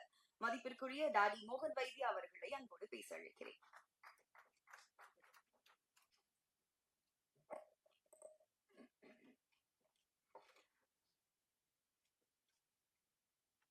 வணக்கம் எல்லோருக்கும். ஃபர்ஸ்ட் மீடியா பீப்புள் எல்லாருக்கும் என்னுடைய இதயம் கணிந்த நன்றிகள், வணக்கம். Good morning to everybody. மேடையில் இருக்கும் அத்தனை பேருக்கும் என்னுடைய மனமார்ந்த வணக்கங்கள் எல்லாருக்கும். அம்பி சேது படத்துல என்னோட பேரு அபித குச்சலாம்பாளோட மாமா, அவளை கல்யாணம் பண்ற மாப்பிள்ள அம்பிங்கிற அந்த பேர்ல நடிச்சேன். அடுத்து பாத்தீங்கன்னா அன்னியன் படத்துல விக்ரம் வந்து அம்பியா நடிச்சாரு. இப்போ சேதுல இருந்த அம்பி இப்ப அம்பி படத்திலேயே நடிக்கிறேன் அப்படிங்கும்பொழுது ரொம்ப சந்தோஷமா இருந்துச்சு, பெருமையா இருந்தது. எல்வின் பாசர் சார் வந்து நான் டைட்டில் கேட்டப்போ சொல்றேன் உங்களுக்கு சர்ப்ரைஸா இருக்கும், ரொம்ப நல்லா இருக்கும் அப்படின்னு சொல்லிக்கிட்டே இருந்தாரு. ஸோ ரொம்ப வெயிட் பண்ணிக்கிட்டே இருந்தேன். அப்புறம் அம்பின்னு சொன்னோடனே ஆஹா என்னோட பேர் இப்படின்னு நான் நினைச்சுக்கிட்டேன். எல்வின் சார் பத்தி ஒரு சில வார்த்தைகள் கண்டிப்பா சொல்லியே ஆகணும். எனக்கு அவரோட கூட இது வந்து 3rd மூவி, 3வது படம் எனக்கு. தேங்க்யூ வெரி மச் வாசர் சார், தேங்க்யூ வெரி மச். அவரோட ஃபர்ஸ்ட் மூவிலையும் ஒரு கேரக்டர் பண்ணினேன். பட் சம்ஹவ் அந்த கொரோனா பீரியட்னால அந்த படம் வந்து பண்ண முடியாம போயிடுச்சு சாருக்கு. அடுத்தது வந்து ரூல் நம்பர் 4 அப்படின்னு சொல்லிட்டு ஒரு ஒரு த்ரில்லர் மூவி, ஃபுல்லா கேரளால தான் ஷூட்டிங் நடந்துச்சு. அதுல வந்து ரொம்ப சீரியஸான கேரக்டர், ஒரு ஏடிஎம் செக்யூரிட்டி, ஹீரோயினோட அப்பாவா பண்ண ரொம்ப ரொம்ப ஒரு ரொம்ப சீரியஸான கேரக்டர் அது ஆக்சுவலி. பட் அம்பி படத்துல 3rd மூவில வந்து ஃபுல் அண்ட் ஃபுல் வந்து என்னை வந்து ஏதோ நம்பிக்கையில என்னை கூப்பிட்டு தைரியமா காமெடி பண்ண வச்சிருக்காரு. தேங்க்யூ வெரி மச் சார் அதுக்கு. ஸோ இனிமே நிறைய காமெடி மூவிஸ் வரும்னு ஒரு நம்பிக்கை இருக்கு உங்க மூலியமா. ஸோ எனக்கு பாசர் சார் வந்து எப்படின்னா ஒரு டைரக்டரா இல்லாமல் நாங்கள் வந்து ரொம்ப ஒரு ஃபேமிலி ஃப்ரெண்ட்ஸ் மாதிரி. அவருக்கு திடீர்னு ஃபோன் பண்ணுவாரு, மோகன் சார் எங்க இருக்கீங்க? வீட்டில் இருக்கேன், நான் வரேன், வீட்டுக்கு வரேன் அப்படின்பாரு. உடனே ஏதாவது சமைச்சு வைப்பேன் சார் வருவான்னு சொல்லிட்டு. அது மாதிரி அடிக்கடி வந்துட்டு அவங்க டீமோட வந்து நம்ம வீட்டில் இருந்து டிஸ்கஷன்லாம் பண்ணி எனக்கு அது ரொம்ப பெருமையா இருக்கும். ஒரு டைரக்டர் நம்ம வீட்டில் வந்து உட்காந்து ஸ்டோரி டிஸ்கஷன்லாம் பண்ணி எல்லாம் பண்ணிட்டு இருக்காரு அப்படின்னு சொல்லிட்டு. ஏன்னா நான் வந்து பல வருஷங்களா தனியாவே இருக்கிறதுனால எல்லாருக்கும் தெரியும், பிக் பாஸ்ல எல்லாம் நிறைய சொல்லிருக்கேன், யூடியூப்ல எல்லாம் நிறைய சொல்லியிருக்கேன் என்னோட லைஃப்பை பத்தி. எனக்கு இந்த மாதிரி உங்க டீமா ஒரு 8 பேர் வரும்பொழுது எனக்கு ஒரு சந்தோஷம், நம்ம ஒரு ஃபேமிலியோட நல்ல ஃப்ரெண்ட்ஸ் சர்க்கிளோட இருக்கோம் அப்படின்னு சொல்லிட்டு. அதுக்கு நான் அடிமை, நண்பர்கள் அப்படின்னாலே அடிமை. அதனால இந்த அம்பி படத்துலயும் வந்து நடிக்கும் பொழுது கூட நடிச்ச அத்தனை ஆர்டிஸ்டும் நிறைய கலாட்டா கிண்டல்கள்லாம் பண்ணுவாங்க. பரவாயில்ல. ஏன்னா அவங்கலாம் டிவியில வரும்பொழுது எவ்வளோ கிண்டல்கள்லாம் பண்ணிக்கிட்டு, அவங்களே இருந்து கலாய்ச்சிக்கிட்டு, அதெல்லாம் பண்ணும்போது பரவாயில்ல. நம்ம கலாய்க்கிறதுக்குன்னு நம்மள ஒருத்தன கடவுள் படைச்சிருக்காங்க அப்படின்னு நினச்சிப்பேன் நான். It's okay. No problem. ஏன்னா எப்பவுமே நம்ம சீரியஸா ரொம்ப அப்படியே இதுவா இருந்தாதான் பிரச்சனை. நம்ம ஏத்துக்கிட்டு போயிட்டோம்னா அதுல வந்து பிரச்சனை இருக்காது. இப்ப கூட கஞ்சா கருப்பு ஏதோ சொல்லிட்டு இருந்தா, கல்லு விழும் மண்ணு விழும்லாம் சொல்லிட்டு இருந்தா. என்ன ஒண்ணும் புரியல, சிரிச்சுக்கிட்டே சொன்னார். சார் உங்களுக்கு யாருக்காவது புரிஞ்சுதா? பாபு புரிஞ்சுதா? எனக்கு அப்புறமா சொல்லுங்க. ஓகே. ஏதோ கல்லு விழும் அப்படின்னாரு. இது வரைக்கும் எதிர்பார்த்தது வரல. அது சுண்டல் வாங்கி தந்தேன் அப்படின்னாரு. It's okay. No problem. அது சாப்பிடக்கூடாது, அங்கேயே தான் இருக்கு. ஸோ இந்த மாதிரி நாங்க ஷூட்டிங் ஸ்பாட்ல வந்து எனக்கு பெரிய பெருமை, ஃபர்ஸ்ட் அதை சொல்லியே ஆகணும், ரோபோ சங்கர். ஸோ நிறைய டிவியில அவரை பார்த்து ரசிச்சு, அவருடைய காமெடி எல்லாம் பார்த்து சிரிச்சு வயிறு வலிச்சு, சினிமாலையும் அவருடைய காமெடி எல்லாம் பார்த்து, அவரோட கூடவே நடிக்கிறதுக்கெல்லாம் நம்மளுக்கு வாய்ப்பு வருமா, அவரை நேர்ல சந்திக்கக்கூடிய வாய்ப்பு வருமா அப்படின்னு வச்சுக்க. நம்ம இமான் அண்ணாச்சியை கூட நான் பார்க்கும்பொழுது, அவருடைய டிவி நிகழ்ச்சியெல்லாம் பார்க்கும்பொழுது, இவங்க கூட எல்லாம் நம்மளுக்கு வந்து வருமா வாய்ப்பு அப்படின்னு நினைச்சிருக்கேன். அது இந்த படத்துல வந்து அது நிறைவேறினப்போ ரொம்ப ரொம்ப ரொம்ப சந்தோஷமா இருந்துச்சு. ஏன்னா எப்பவுமே வந்து கதைக்கு ஏற்ற கதாநாயகன் இருந்தால் தான் அந்த கதை நல்லா இருக்கும், அந்த திரைப்படமும் நல்லா இருக்கும் பார்க்கிறதுக்கு. ஸோ இந்த அம்பி படத்துல உள்ள கதைக்கு ரோபோ சங்கர் அவர் தான் ஆப்டான பர்சனா இருப்பாருன்னு அவரை வந்து கதாநாயகனா எல்வின் சார் போட்டது ரொம்ப ஒரு அருமையான விஷயம். ஏன்னா ஸ்பாட்ல அவர் நடிக்கும்போது நான் உட்காந்து பார்த்துக்கிட்டே இருப்பேன். ரோபோ சங்கர் நடிக்கிறத பார்த்துக்கிட்டே இருப்பேன் நான். எனக்கு ரொம்ப பிடிக்கும். நான் மோஸ்ட்லி இயக்குனர் பின்னாடி தான் நிற்பேன் எல்லா படத்துலையும். கே பாலச்சந்தர் சார் கிட்ட நடிச்சிருக்கேன், சங்கர் சார் கிட்ட நடிச்சிருக்கேன், பாலா சார் கிட்ட நடிச்சிருக்கேன், நாகா சார் கிட்ட நடிச்சிருக்கேன், திருச்செல்வம் சார் கிட்ட நடிச்சிருக்கேன், எல்லார்கிட்டையும் நடிச்சிருக்கேன். எல்லார்கிட்டையும் நடிக்கும்போதும் அவங்க கிட்ட இருக்கிற அந்த விஷயங்கள் எல்லாம் நான் எடுத்துப்பேன். நான் நிறைய விஷயங்களை எடுத்துப்பேன். இன்னைக்கு என்ன ஒரு படம் டைரக்ட் பண்ண சொன்னா கூட அந்த அளவுக்கு என்கிட்ட ஒரு தைரியம் இருக்கு. டைரக்ட் பண்ணலாம் அப்படிங்கிற ஒரு தைரியம் இருக்கு. ஸோ நிறைய விஷயங்களை கத்துப்பேன் நான். அந்த மாதிரி ரோபோ சங்கர் நடிக்கும்போது நான் பார்த்துட்டே இருப்பேன். எங்க ரொம்ப ரசிப்பேன் நான். அவருடைய காமெடி ஆகட்டும், அவருடைய ஜோக்ஸ் ஆகட்டும், எல்லாத்தையுமே ரொம்ப ரசிப்பேன். அதே மாதிரி ஷூட்டிங் வந்து சங்கராபுரம் ஊர்ல நடந்தப்போ அந்த ஊர் மக்கள் பத்தி கண்டிப்பா சொல்லணும். ரொம்ப ரொம்ப ரொம்ப டிஸ்டர்ப் பண்ணாம, ரொம்ப வந்து அங்க வந்து நின்றுட்டு சத்தம் போடாம, அந்த மாதிரிலாம் இல்லாம ரொம்ப அமைதியா வந்து ஷூட்டிங் பார்த்து எல்லாருக்கும் ஒரு ஹெல்பிங் டெண்டன்சியா இருந்தாங்க.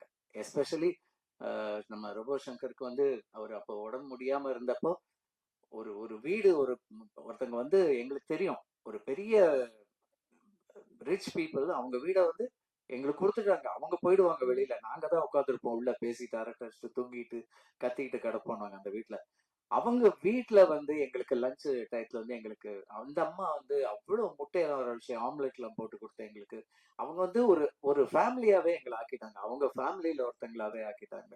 அந்த மாதிரி எல்லாம் எங்களுக்கு கிடைச்சது பெரிய பெரிய பெரிய பாக்கியம்னு சொல்லணும். ஏன்னா நிறைய ஷூட்டிங் ஸ்பாட்ல போகும்போது செருப்பை போட்டு உள்ள வராதுங்க அப்படின்னு சொல்லுவாங்க.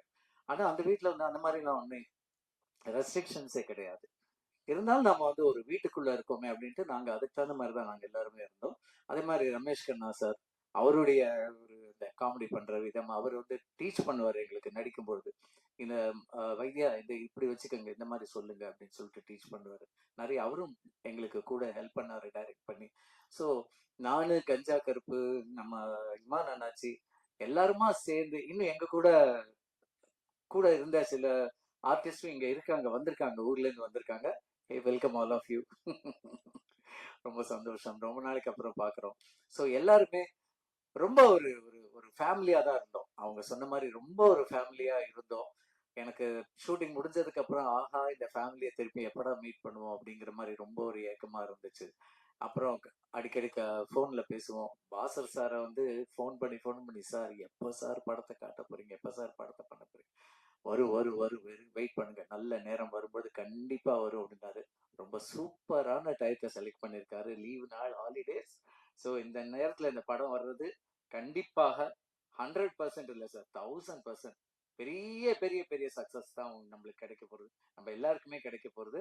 உங்களுடைய அடுத்தடுத்த படங்கள்லயும் நாங்க இருக்கணும். ரோபோ சங்கர் இனி ஹீரோவா மட்டும்தான் நடிக்கணும். கை தட்டுங்கப்பா, என்னப்பா கேட்டு வாங்க வேண்டியிருக்கு. சங்கர், உங்ககிட்ட அந்த இது இருக்கு சங்கர். கவலைப்படாதீங்க. உங்களுக்கு ஏத்த மாதிரியான கதை இது வரும், கதை களம் வரும். கண்டிப்பா நீங்க அதுல பண்ணுவீங்க. விடமாட்டோம். என்ன கேலி கிண்டல் இருந்தாலும் நான் கூடவே தான் இருப்பேன்.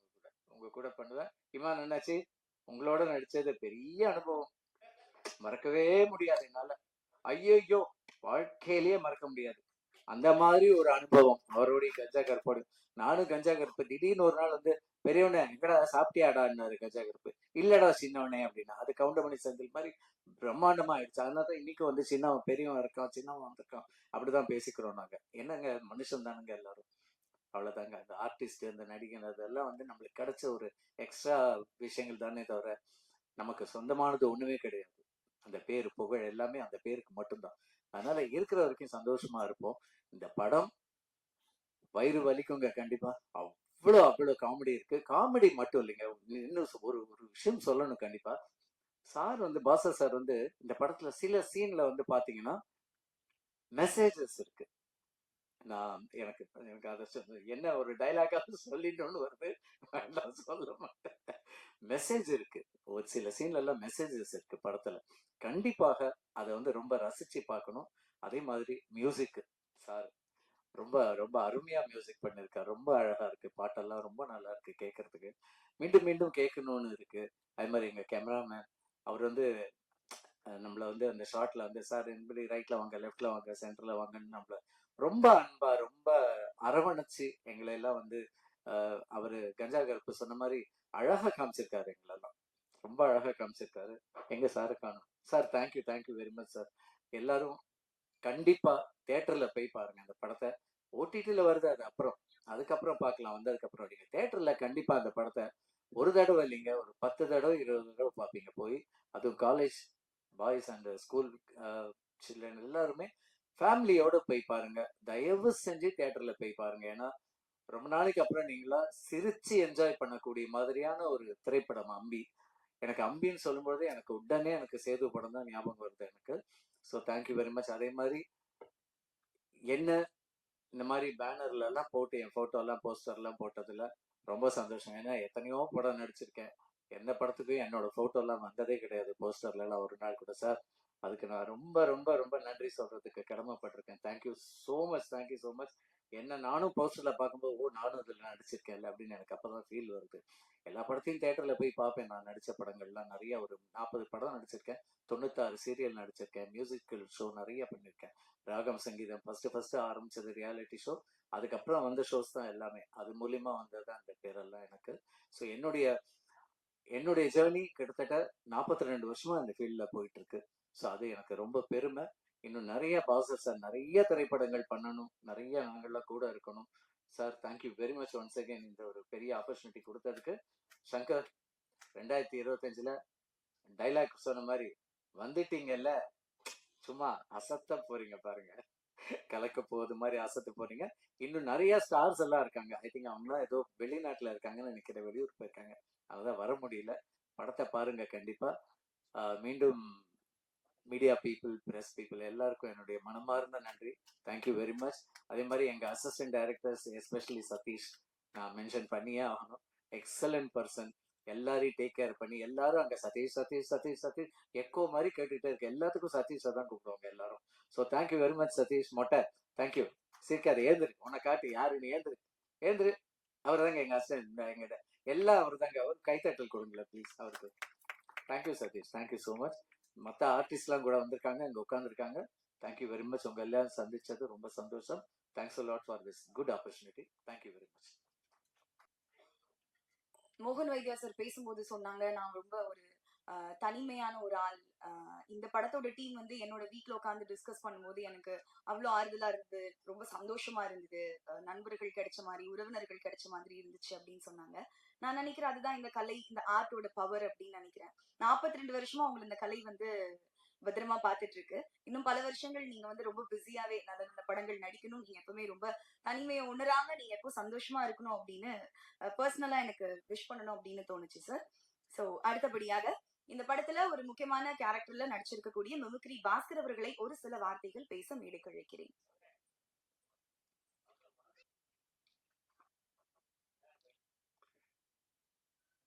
எங்களை போன்ற கலைஞர்களை வாழ்வின் உயரத்துக்கு கொண்டு போகும் ஏழைப்படிகளாக இருக்கின்ற மீடியா பீப்புள்ஸ், பத்திரிகையாளர்கள் மற்றும் நலம் விரும்பிகள் அனைவருக்கும் முதற்கண் வணக்கத்தை தெரிவித்துக் கொண்டு, எங்களை போன்ற கலைஞர்களுக்கு வாய்ப்புகளை அளித்துக் கொண்டிருக்கும் இயக்குநர்களுக்கும் மற்ற தொழில்நுட்ப கலைஞர்களுக்கும் சக கலைஞர்களுக்கும் நன்றியை தெரிவித்துக் கொண்டு, டிவி ஷோஸ் கலக்க போகுது யாரில் டைலாக் ரைட்டராக இருந்திருக்கேன்.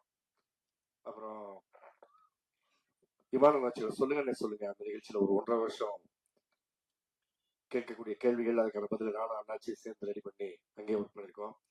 ஒரு சில திரைப்படங்கள்ல குறிப்பா சொல்ல போனா ஜில்லால வந்து சூரிய அவர்களுக்கு ஒரு 7 சீன் எழுதி கொடுத்தேன், அவரோட என்னோட பெஸ்ட் ஃப்ரெண்ட் அப்படின்றதுனால. அப்புறம் எல் சாரோட படம் சரவணன் இருக்க பைபிள் அந்த லேகியம் காமெடி ஒன்று எழுதினேன். இந்த மாதிரி சில படங்கள் பண்ணி இருந்தாலும் இதெல்லாம் வந்து சின்ன சின்னதாக நீ பண்ணியிருக்க, பெருசா ஒன்று பண்ணணும் அப்படின்னு சொல்லி நண்பர் சிவராஜ் மூலமா எல்வின் சார் என்னை கூப்பிட்டு போய் பார்த்தோம். ஆல்ரெடி அவர் ஃபுல்லாவே வந்து ரெடி பண்ணி வச்சிருந்தாங்க. எங்கெங்க தேவைப்படுதோ அங்கங்க மட்டும் நீ பஞ்சஸ் போட்டா போதுன்னு சொல்லி சொன்னாங்க. அதுக்கப்புறம் கிடைக்கும் போதெல்லாம் நைட்டு 10 மணி 12 மணிக்கெல்லாம் வர சொல்லி டிஸ்கஸ் பண்ணி நிறைய விஷயங்களை பகிர்ந்துக்கிட்டு நீ ஸ்பாட்டுக்கும் வந்துடு அப்படின்னாரு. அங்கே நிறைய சீனை மாத்தினாரு. எப்பெல்லாம் எதெல்லாம் தோணுதோ நான் சொல்லும் போது கூட முகம் சுளிக்காம அவர் வந்து சொல்ற விஷயங்களை நானும் ஏத்துக்கிட்டு அது மாதிரி வந்து அண்ணாச்சி ஆகட்டும், கஞ்சா கருப்பன், மற்ற சீனியர் கலைஞர்கள் ஆகட்டும் எல்லாருமே ரொம்ப ஒத்துழைப்போட நல்லாவே பண்ணி கொடுத்தாங்க. ஸோ இந்த வகையில என்னையும் ஒரு கலைஞனா அங்கீகரிச்சு நகைச்சுவை எழுதுவதற்கு வாய்ப்பினை தந்த, டைலாக்ஸ் எழுதுவதற்கு வாய்ப்பு தந்த இயக்குநர்களுக்கும் இந்த டீம்ல இருக்க அத்தனை பேருக்கும் நெஞ்சார்ந்த நன்றி. இந்த படம் வந்து மாபெரும் வெற்றியடைய நான் கும்பல இறைவனை வேண்டிக்கிறேன், பாபா வைஷ்ணவனை வேண்டிக்கிறேன். உங்களோட ஆதரவுக்கும் ரொம்ப நன்றி. வணக்கம் அப்படின்னு தான் சொல்லணும். எஸ், நடிகர் இமான் அண்ணாச்சி அவர்களை அன்போடு பேச அழைக்கிறேன்.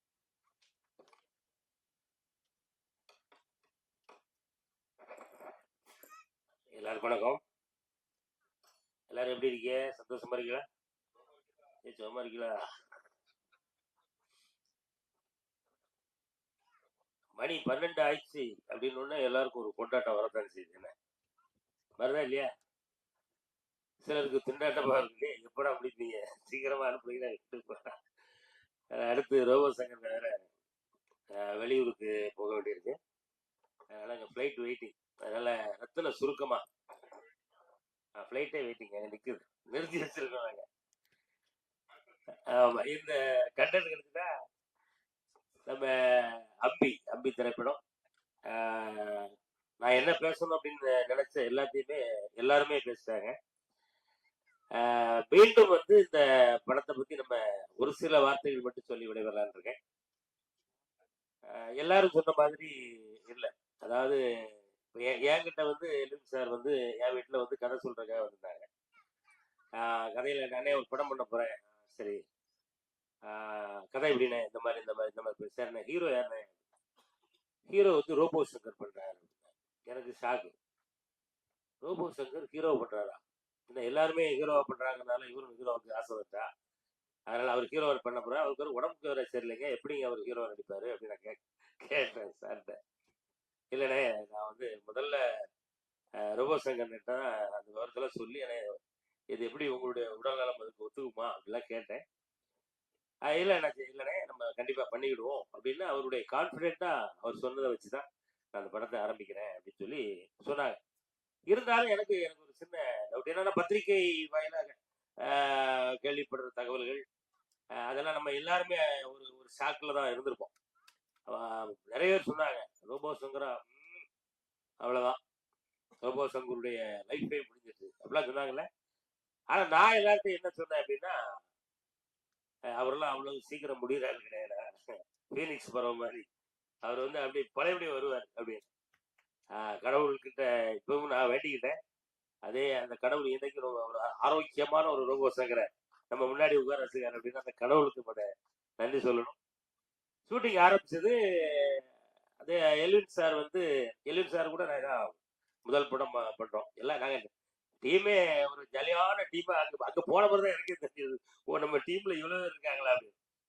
இதுல புதுசாலாம் நடிக்கிறாங்க, நம்ம செந்தில்ல, அப்புறம் ஒரு முத்து, அவர் பீரான்லாம் அந்த ஊருக்காரு, அவங்களாம் அங்க வந்து எங்க டீமோட இருக்கும்போது எல்லாருமே நாங்க ஒரு அழகான ஒரு ஜாலியான ஒரு டீமா ஷூட்டிங் போயிட்டு இருக்கும்போது நான் இடையில டேரக்டர் கேட்டுக்கிறேன், அன்னை படம் எப்படி வந்துட்டு இருக்கு, நாங்க நடிக்கிறதா படம்லாம் அப்படிலாம் கிடையாது, நீங்க என்ன யோசிச்சிருக்கீங்களோ அது வருதா, அதை கொஞ்சம் தயவு செய்து கவனிச்சிருங்க, நாங்க ஒரு ஜாலி டீமோட சேர்ந்து டிராவல் பண்ணி போயிட்டு இருக்கு, ஆமா உங்களுக்கு என்ன வேணுமோ அது கரெக்டா வருதா அப்படின்னு. அண்ணாச்சி நீங்க எவ்வளவு ஜாலியா இருக்கீங்கன்னு நாங்க பார்த்துட்டு தான் இருக்கேன், ஆனாலும் நான் என்ன யோசிச்சு வச்சிருக்கனோ அது வர்ற வரைக்கும் நானும் உங்களை ஜாலியாவே நான் அந்த சீன்ல எடுத்துருவேன் அப்படின்னு சொல்லி மிக அற்புதமா அந்த அவருக்கு தேவையான காட்சிகளை படம் வாங்கியிருக்காரு. படம் அவங்க எல்லாருமே பார்த்தாங்க, நான் இன்னும் பார்க்கல. ரோபோனிட்ட இப்போ கேட்டேன், தலைவா எப்படி நீங்க நடிச்சிருக்கீங்களா சொல்லக்கூடாது, படம் மொத்தத்துல எப்படி நல்லா வந்திருக்காருன்னு. எல்லாரும் பார்த்து ரசிக்கக்கூடிய ஒரு அற்புதமான படமா வந்திருக்கு அப்படின்னு ரோபோனு சொன்னாரு. அட்வான்ஸ் ரோபோனனுக்கு வாழ்த்துக்கள். ஆமா, ஹீரோ அவதாரம் எடுத்திருக்கக்கூடிய என்னுடைய பாசத்திற்குரிய சகோதரர். ஆமா, இந்த படத்துல மட்டும்தான் ஹீரோ இல்ல, நான் தொடர்ந்து ஹீரோவா தான் நடிப்பேன் அப்படின்னு சொல்லி டக்குன்னு சொல்லிடுறாங்க. ஏன்னா அடுத்து நீங்க உங்களுடைய சேவை எங்களுக்கு தேவை. ஏன்னா ரோபோ சங்கர் வந்தாருன்னா அவருடைய காமெடிக்கு அப்படி அன்னைக்கு காலையில 6 மணி இருக்கும். அந்த அந்த நகைச்சுவையெல்லாம் காலம் கடந்தும் அதை மறக்கவே முடியாது. அப்படிப்பட்ட திறமைக்கு சொந்தக்காரர் அன்பு ரோபோ சங்கர் அவர்கள். இந்த படம் மிகப்பெரிய ஹிட். அப்படி ஹிட் ஆன பிறகும் அடுத்து கதை கேளுங்க, ஹீரோவாவும் நடிக்க, காமெடியாவும் நடிச்சு எங்களை சிரிக்க வைங்க அப்படின்றது என்னுடைய அன்பான வேண்டுகோள். கண்டிப்பா அதை செய்வார் நம்புறேன். முதல் அண்ணனுக்கு முதல் படம் என்ன பண்றேன் எல்வினே, உங்களுக்கு முதல் படம் என்ன படம் சொன்னீங்க? சக்தி அவர்கள் படம் பேரு ஏதோ செய்தா என்னை அப்படிங்கிறது அண்ணனுடைய முதல் படம். இப்போ வந்து இது 2வது படம், இது 3வது படம். என்னோட இருக்கோம் பாருங்கள், இது கூட கேட்காம மேடிக்கல் இருக்க பாருங்க. ரூல் நம்பர் 4 அது 2வது படமா? 3வது படம் அம்பி. பரவாயில்ல. இந்த அம்பி வந்து கண்டிப்பாக அது கதை எப்படிங்கிறது நான் சும்மா கதை சொல்லலாம், சொல்லக்கூடாதுன்னு சொல்லுவாங்க, நான் கதையை நான் சொல்றேன். என்ன ஒரே லைன்ல சொல்றதா இருந்தா, அந்த கதாநாயகன் வந்து ஒரு குழந்தை. அம்பிங்கிறது வந்து அது ஒரு குழந்தைத்தனமான ஒரு மனநிலையில இருக்கக்கூடிய ஒரு மனிதன். அதுக்கு யார் கரெக்டா இருப்பா அப்படின்னா அது ரோபோ சங்கர் அப்படின்னோடனே அந்த கதையை கேட்டதுக்கு அப்புறம் சரியான ஒரு ஆளைதான் அந்த ஹீரோவை தேர்ந்தெடுக்காரு அப்படின்னு சொல்லி படம் முழுவதும் வந்து ஒரு குழந்தை என்னென்னலாம் செய்யுமோ அதையெல்லாம் தன்னுடைய அற்புதமான உடல் மொழியில அருமையா உங்களை எல்லாரையும் கவர்ற விதமா, நீங்க எல்லாம் ரசிக்கிற விதமா தந்திருக்க படம் தான் அம்பி.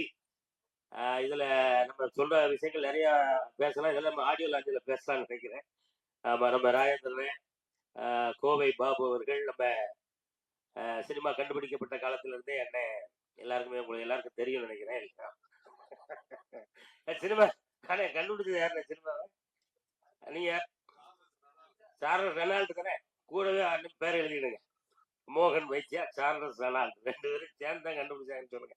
ஆமா, இப்படி கிட்டத்தட்ட ரொம்ப ஜாலியா நாங்க எடுத்த படம். இந்த படம் மிகப்பெரிய ஒரு வெற்றி பெறணும் அப்படின்னு நானும் இறைவனை வேண்டிக்கிறேன். நீங்களும் இறைவனை வேண்டிக்கிடுங்க. பத்திரிகையாளர்களும் நல்லபடியா இருந்துங்க. நேரமின்மை காரணமா இன்னும் நிறைய கதைகள்லாம் இருக்கு, அதாவது நான் அடுத்த மேடையில உங்களுக்கு கண்டிப்பா சொல்லுவேன் அப்படின்னு சொல்லி வாய்ப்புக்கு நன்றி கூறி விடைபெறுகிறேன். நன்றி, வணக்கம்.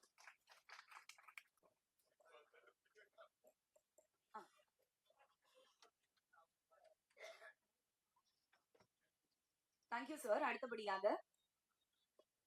எல்லாருமே இயக்குனர் பத்தி பேசும்போது மென்ஷன் பண்ணிட்டே இருந்தாங்க, one of the coolest directors, கோவமே வராது, ஆர்டிஸ்டோட ஸ்ட்ரென்த் அவருக்கு என்னன்னு தெரியும், என்ன வேணும் அப்படின்றது ரொம்ப அழகா கேட்டு வாங்குவாரு, எத்தனை டேக் போனாலும் எங்களை திட்டவே மாட்டாரு அப்படின்றது வந்து எல்லா ஆர்டிஸ்டும் வந்து நாங்க உட்காந்து வெளியே பேசும்போது மென்ஷன் பண்ணிட்டே இருந்தாங்க. நான் ஒரு சில ஷூட்டிங் ஸ்பாட்ஸ் எல்லாம் பார்த்திருக்கேன். நம்ம தியேட்டர்ல ரொம்ப ஜாலியா ஏசில உட்காந்து படத்தை பார்த்து நிம்மதியா பாக்குற அளவுக்கு அந்த ஷூட்டிங் ஸ்பாட் வந்து அவ்வளோ ரிலாக்ஸ்டா இருக்காது, பயங்கர பரபரப்பா இருக்கும். அதுக்கு நடுவுல நீங்க வந்து பயங்கர கூலா இருக்கீங்க அப்படின்னு எல்லாரும் மென்ஷன் பண்ணது எனக்கு பயங்கர ஆச்சரியமா இருந்தது. அடுத்தடுத்த படங்கள்லயும் நீங்க வந்து இப்படியே இருக்கணும் அப்படின்னு ஆர்டிஸ்ட் சார்பா நான் வந்து உங்களை கேட்டுக்கிறேன். அது மட்டும் இல்லாம இந்த படத்தை வந்து ப்ரொடியூஸ் பண்ணி இருக்கிறது பிரசாந்தி அவர்கள், இயக்குனரோட மனைவி.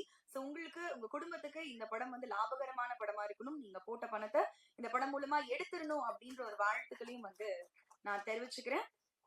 எஸ் சார், படம் மிகப்பெரிய வெற்றியடைய வாழ்த்து தெரிவிச்சு இயக்குனர் போசர் ஜே எல்வின் அவர்களை அன்போடு பேச அழைக்கிறேன்.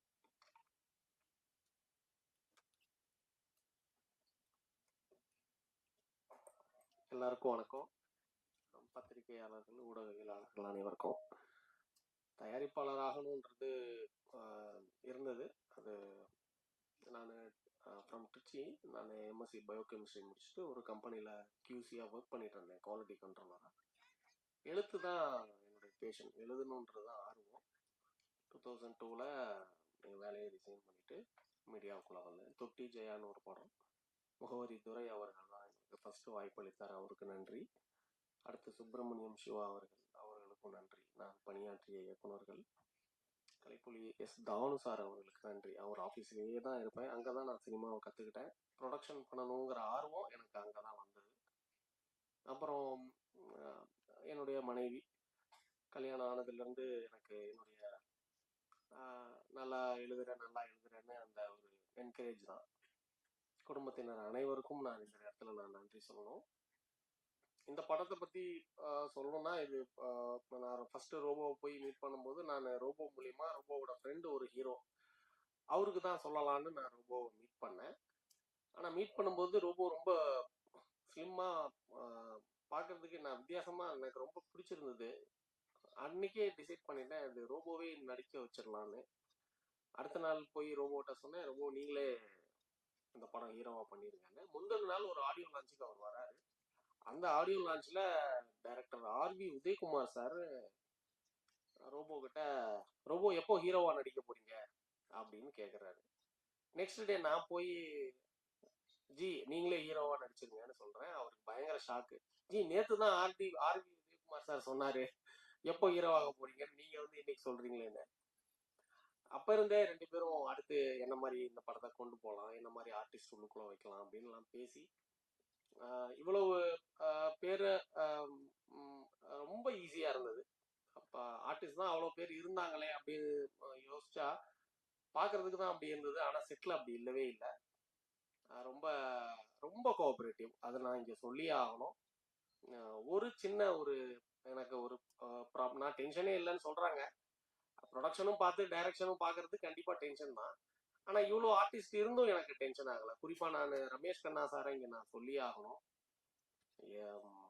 டேக் ஓகே, அடுத்த ஷாட்டுக்கு லைட் பண்ணணும் போது அங்கேயே தான் உட்காந்துருப்பாரு, வேற எங்கேயுமே போக மாட்டார்.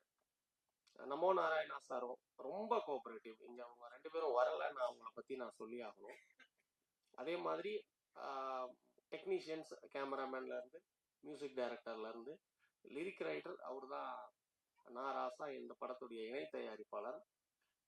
சின்ன சின்ன ஒரு பணப்பிரச்சனை வரும்போதெல்லாம் எனக்கு வந்து அப்பப்போ ஹெல்ப் பண்ணிக்கிட்டே வண்டி அப்படியே நிற்காம டக்கு டக்கு டக்குன்னு ஓட வச்சதுல அவருக்கு ஒரு பெரிய பங்கு இருக்கு. நான் இந்த இடத்துல நான் நன்றி சொல்லி ஆகணும். வந்து அதே மாதிரி படம் முடிஞ்சிருச்சு. முடிஞ்சதுக்கப்புறம் எப்படி நம்ம இதை கொண்டு போகலாம் அப்படின்னு பார்க்கும்போது எனக்கு TN ஸ்ரீனிவாசன் சார், அவரு ரொம்ப வருஷமா பிசினஸ்ல இருக்கிறவர் சினிமாவில், அவர்கிட்ட போய் சொன்ன உடனேவே அவர் வந்து மூவி நல்லா இருக்கு, நான் இதை கரெக்டாக நம்ம கொண்டு போய் சேர்த்துடலான்னு பிஸ்னஸ் கம்ப்ளீட்டாக TNS தான் பார்த்தாரு. ஒரு நல்ல இடத்துக்கு இந்த படம் வந்ததுக்கு காரணம் TNS அவர்கள். அவருக்கும் நான் இந்த நேரத்தில் என்னுடைய நன்றியை சொல்லிக்கிறேன். இந்த படம் வந்து S pictures Seenu sir release பண்ணுறாங்க, தமிழ்நாடு தியேட்டரிக்கல். அவருக்கும் நன்றி. படம் பார்த்த உடனே அவருக்கு பிடிச்சிருச்சு, உடனேவே சொல்லிட்டாரு சார் நல்லா இருக்கு, நான் ரிலீஸ் பண்ணுறேன் அப்படின்னு சொல்லி. அவருக்கும் இந்த நேரத்தில் நான் நன்றியை சொல்லிக்கிறேன். அப்புறம் ரோபோ சொல்லவே வேணாம். நான் என்ன ஒரு கதாபாத்திரமாக தான் இருக்கணும், அது எங்கேயுமே அது ஒரு காமெடியனா தெரியவே கூடாது, இந்த கேரக்டராகவே தான் இருக்கணும் அப்படின்னு நான் சொல்லியிருந்தேன். அது கடைசி வரைக்கும் நீங்கள் படம் பார்த்தீங்கன்னா தெரியும், அவர் கேரக்டராகவே தான் இருந்தார். அந்த அம்பிங்கிற கதாபாத்திரமாகவே தான் அந்த கடைசி வரைக்கும் அவர் இருந்தார். எங்கேயுமே அவருடைய ப்ரீவியஸ் ஃபிலிம்ஸில் அவர் பண்ண ஒரு காமெடியோ அந்த மாதிரி எந்த ஒரு சாயலுமே இல்லை, அந்த கேரக்டராகவே கடைசி வரைக்கும் பண்ணினார். அவருக்கும் நான் மிகப்பெரிய நன்றி. அடுத்து அம்பி 2 போகலாம் அப்படிங்கிற ஒரு இதுவும் இருக்கு இந்த கண்டென்ட்லேயே, அதனால அவருக்கும் என்னுடைய நன்றி. இந்த படம் May 9 ரிலீஸ் ஆகுது. எல்லாரும் படத்தை ப்ரெஸ் ஷோ 8ஆம் தேதி இருக்கும், எல்லாரும் வாங்க படம் பாருங்க, நல்ல ஒரு விமர்சனம் தருவீங்கன்னு நம்புறேன். அனைவருக்கும் என்னுடைய நன்றி. இங்க இருக்க ஏதாவது பேர் விட்டா சொல்லிடுங்க. சங்கராபுரம் மக்கள், கள்ளக்குறிச்சி மக்கள் அவ்வளோ சப்போர்ட் பண்ணாங்க. ஷூட்டிங்கில் வீடு அந்த ஒரு வீடு கேட்குறோம். அந்த வீடை வந்து காலையில் கொடுத்துட்டு அவங்க வெளியில் போயிட்டாங்க ஈவினிங் வரைக்கும். நீங்கள் என்ன வேணால் எடுத்துக்கோங்கன்னு சொல்லிட்டு. அதெல்லாம் நம்ம இங்கே சொல்லியே ஆகணும். அவ்வளவு கோஆப்ரேட்டிவாக இருந்தாங்க. அவங்களுக்கு நன்றி. குறிப்பாக வந்து என்னுடைய நண்பர் ரிஷி சார், அவருக்கு நான் இங்கே தேங்க்ஸ் சொல்லி ஆகணும். படம் ரிலீஸ்னு வரும்போது எனக்கு அப்பயும் ஒரு சின்ன ஒரு ஒரு ஒரு தேவை, பண தேவை இருந்தது. இம்மிடியட்டாக அவர் வந்து எனக்கு வந்து அந்த பிரச்சனையை தீர்த்தாரு. அவருக்கும் ராஜா முகமது அயூப் சார் அவர்களுக்கும் நான் மிகப்பெரிய நன்றி சொல்லணும். ஏன்னா எங்கேயுமே ஒரு ஃபினான்ஷியல் கிரைசிஸ் வராமல் பார்த்துக்கிட்டது நண்பர்கள் தான். ஏன்னா அவங்க இல்லைன்னா இந்த படம் வந்திருக்காது, இந்த அளவுக்கு ப்ரொமோஷன்ஸ் எல்லாமே வந்திருக்காது. அதனால எல்லாருக்கும் நான் நன்றியை சொல்லிக்கிறேன். ரிஷி சார் ரொம்ப ரொம்ப தேங்க்ஸ். வந்து அயூப் சாருக்கும் என்னுடைய தேங்க்ஸ் சொல்லுங்கள். அனைவருக்கும் நன்றி. இந்த படம் வெற்றி விழாவில் நம்ம சந்திக்கலாம். Thank you.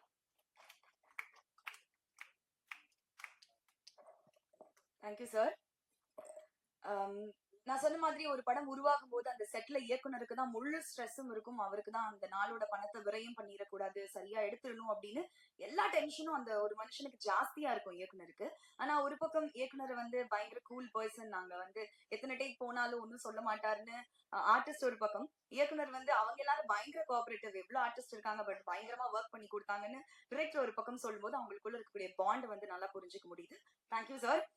Last but not the least, மேடை கலைஞனாய் பிறந்து மிமிக்ரி கலைஞனாய் வளர்ந்து நகைச்சுவை நாயகனாய் உயர்ந்து இன்று கதாநாயகனாய் தமிழ் சினிமாவில் புதிய பரிமாணத்தை எடுத்திருக்கும் உலக நாயகனின் உண்மையான ரசிகர்களில் ஒருவர் நடிகர் ரோபோ சங்கர் அவர்களை அன்போடு பேச அழைக்கிறேன்.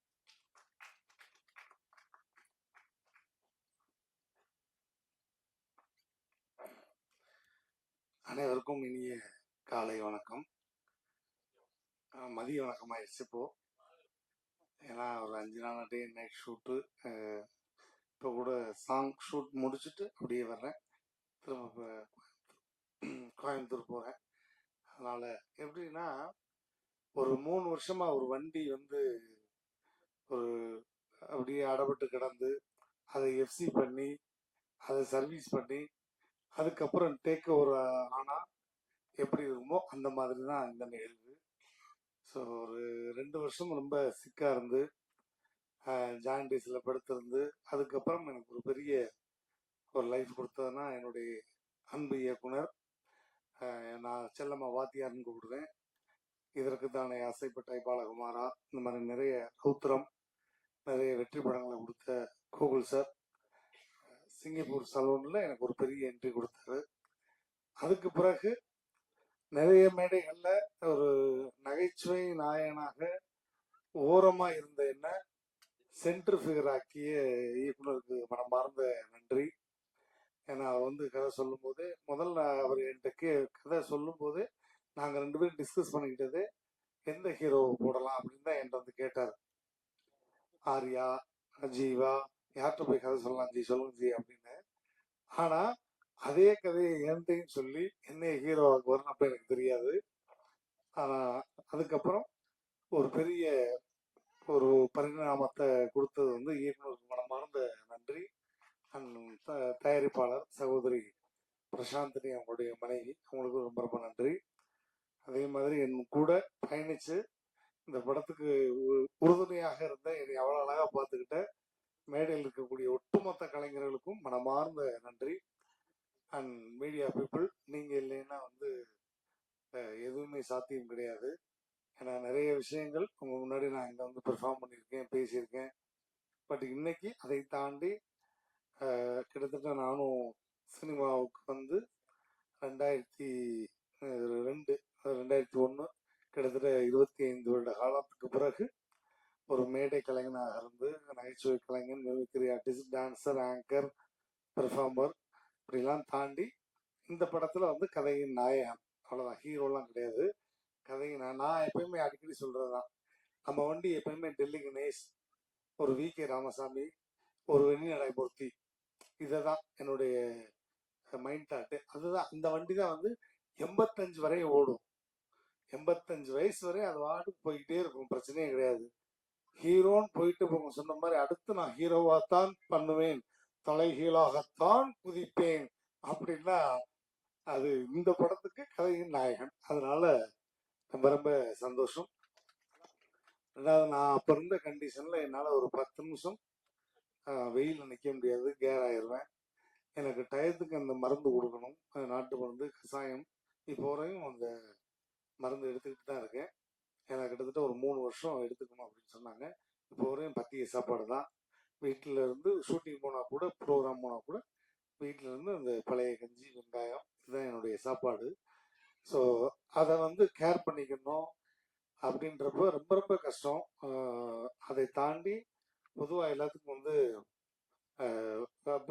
எப்படி வந்து இயக்குனருக்கு வந்து மனைவி ரொம்ப சப்போர்ட்டாக இருக்காங்களோ அது மாதிரி என்னை கரம் பிடிச்சதுலேருந்து இந்த நிமிடம் வரை என்னை பத்திரமா வந்து பார்த்துக்கிட்டு டயத்துக்கு என்ன வேணுமோ கொடுத்து என்னை அவ்வளோ அழகாக பார்த்துக்கிட்டு என்னை மிகப்பெரிய பெரிய ஒரு டேக் ஓவர் பண்ணி மீண்டும் மறுபடியும் ஒரு பஜி அப்படின்னு அந்த வாக்கிய வரப்புக்குள்ள நானே கிருகிருன்னு அப்பப்போ பிபி மாத்திரை போட்டுக்கிட்டு இருக்கேன்.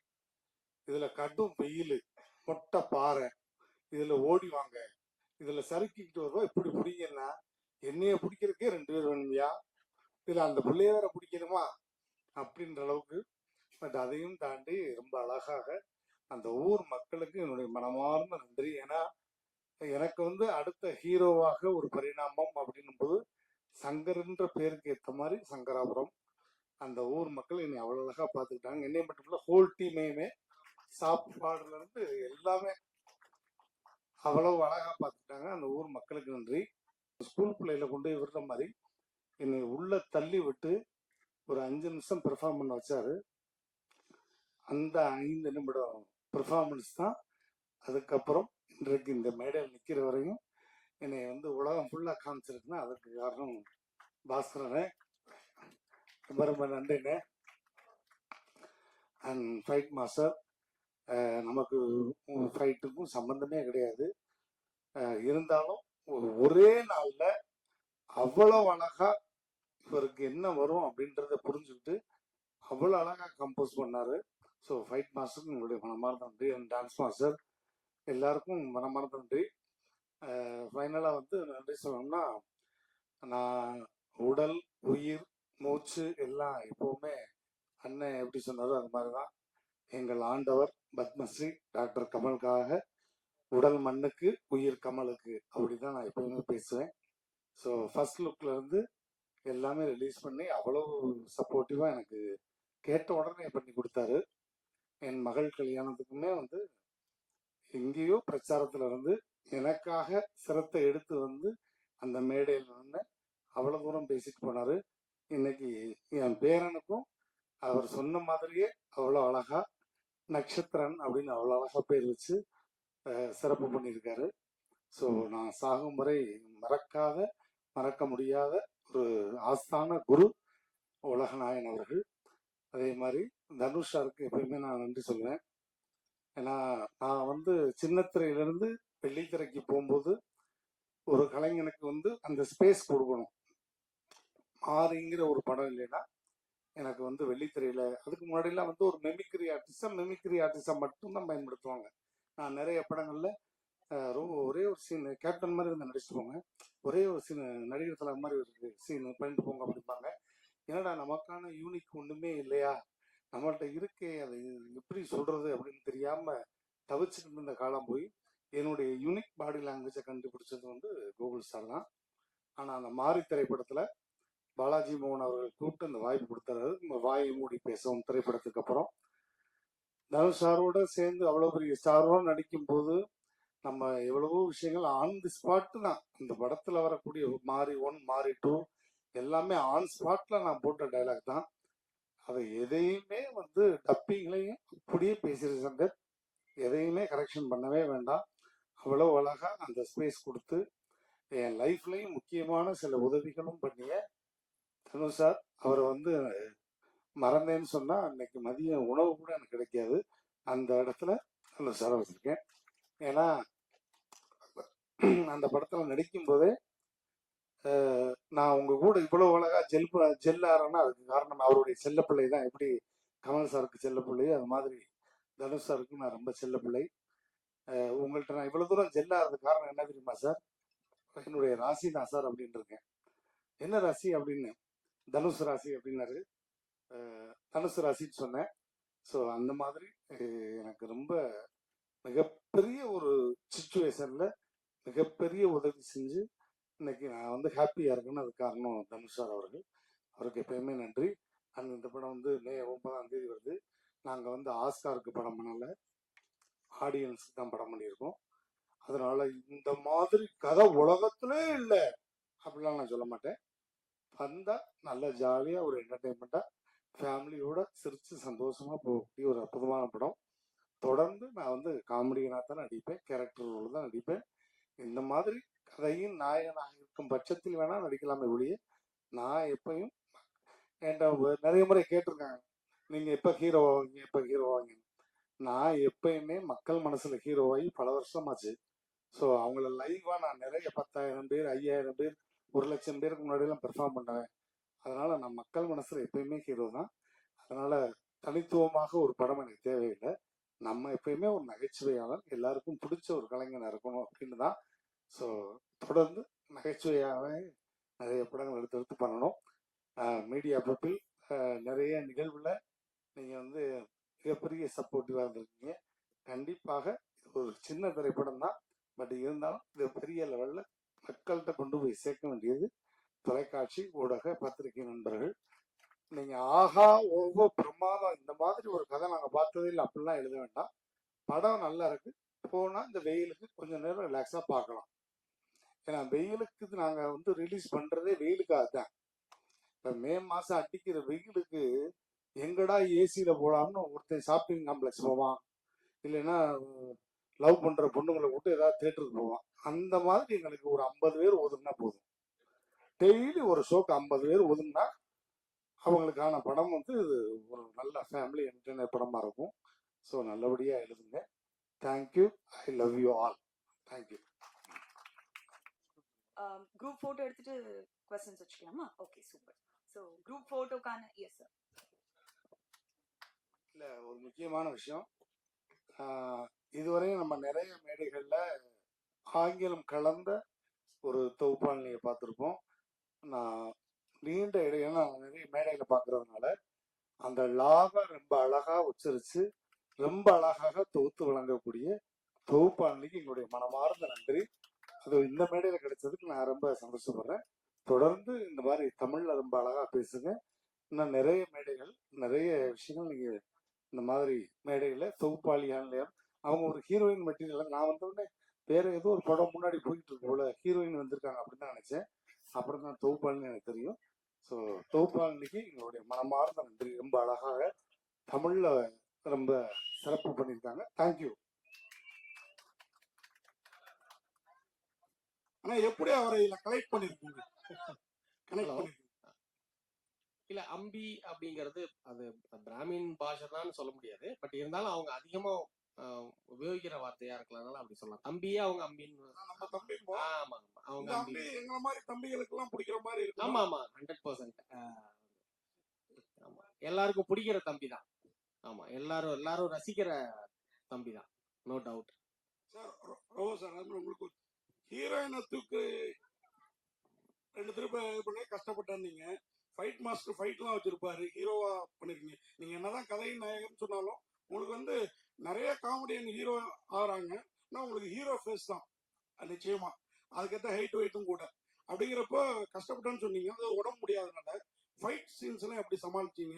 அதை நாங்க பார்க்கறப்போ ரசிக்கிற அளவுக்கு இருக்குமா? இல்லை, கண்டிப்பா அதுக்கு ரொம்ப தேங்க்ஸ் வந்து ஃபைட் மாஸ்டர் தான் சொல்லணும்.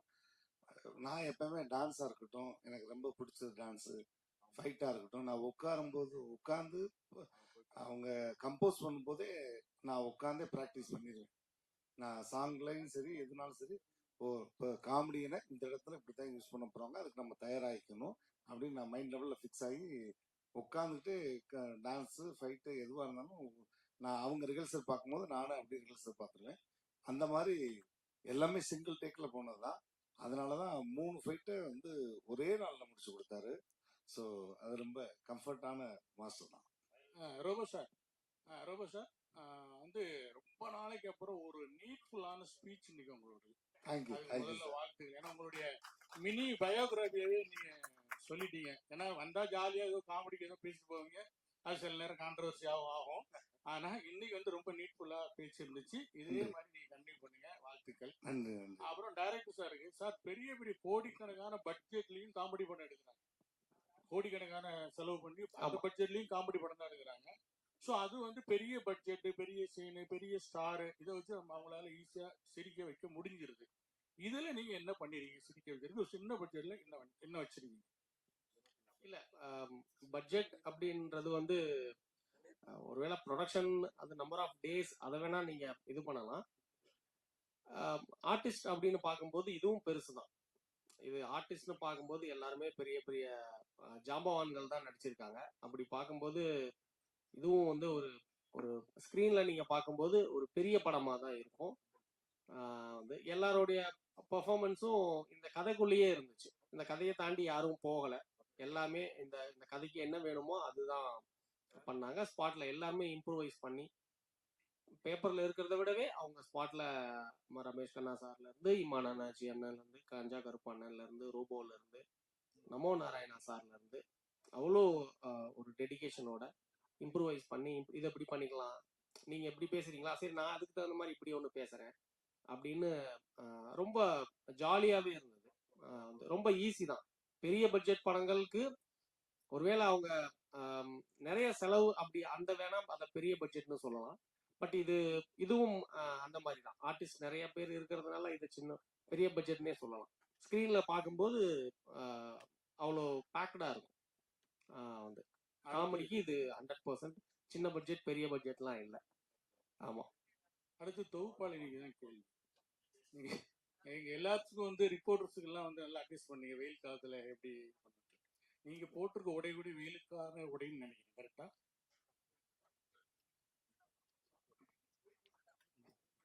புரியுதா? புரியுதா? கொஞ்சம் தெளிவா கேட்க முடியுமா? அதாவது வெயிலுக்கு நிறைய தண்ணி குடிக்கணும், அந்த மாதிரி நிறைய அட்வைஸ் பண்ணீங்க. நீங்க அணிந்திருக்கிற உடை வெயில் காலத்துக்கு ஏற்ற மாதிரியான உடைன்னு நான் நினைக்கிறேன், கரெக்டா? அதுக்கான என்னுடைய பத்தி நான் இல்ல நீங்க அணிந்திருக்கிற உடை வெயிலுக்கு சரியான உடையா அப்படின்னு கேக்குறேன். சரியான உடையா இல்லையா? நம்ம என்ன டாபிக் பேசிட்டு இருக்கோம்? அம்பி அப்படின்ற ஒரு படத்தோட பிரஸ் மீட்காக நீங்க அம்பியல் படத்தை விட்டு தாண்டி பேசுனீங்களா, அட்வைஸ் சார் பண்ணீங்களா? வந்து ஹீரோ சார் மென்ஷன் பண்ணாங்க. இது மாதிரி அவருக்கு உடம்பு சரியில்லாம போச்சு, 2 வருஷம் ஜாண்டிஸ்ல இருந்தேன், பத்திய சாப்பாடுலாம் சாப்பிட்டேன்னு சொன்னாங்க. அதனால நான் அவங்க பேசினதுக்கு அப்புறம் ஒரு இது சொல்லணும் இல்லையா, அதுக்காக இப்படி சாப்பிட்டு உடம்பு பாத்துக்கணும் அப்படின்றது நம்ம பாத்துக்கணும், நம்மள ஹெல்த் இஸ் வெல்த். அதுக்கும் நான் அணிஞ்சிருக்க உடைக்கும் என்ன? நான் உடை தப்பா சொல்லலையே. நீங்க அணிந்திருக்கிற உடை வெயிலுக்கு ஏற்ற உடையா சரியான உடையான்னு கேட்டேன். ஆமான்னு சொல்லலாம், இல்ல இல்லைன்னு சொல்லலாம். இல்ல, இந்த கேள்விக்கு எனக்கு பதில் சொல்ல தெரியல, சாரி. சரி.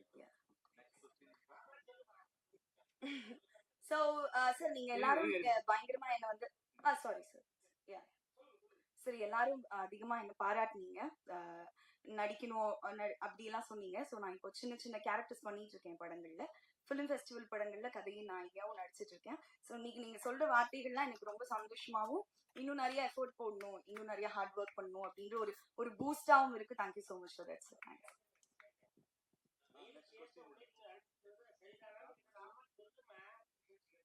காட்டன் சாரி நல்லதுன்னு சொல்றேன். Oh, cotton sari is good for summer அப்படி சொல்றீங்களா? This is my comfort dress, அதனால போட்டிருக்கேன். தேங்க்ஸ். டைரக்டர் சார் அப்படி இல்ல சார், இடம் பொருள் ஏவல் அப்படின்னு இருக்கு இல்லையா, நம்ம கேமரா முன்னாடி வாயில வந்து இல்ல பேச முடியாது இல்லையா? Very good sir. Director sir சொல்லுங்க. நீங்க நிறைய ரோபோ சார் கூட சொன்னாரு நிறைய ஹீரோ ட்ரை பண்ணீங்கன்னு. ஆனா வந்து உண்மையாவே ட்ரை பண்ணீங்களா இல்ல வந்து மேடைக்காக ரோபோ சார் சொன்னாரு? இல்ல, 2 பேரும் பேசணும். எடுத்த உடனே நான் ரோபோ கிட்ட ஹீரோவா நடிங்கன்னு சொல்லல.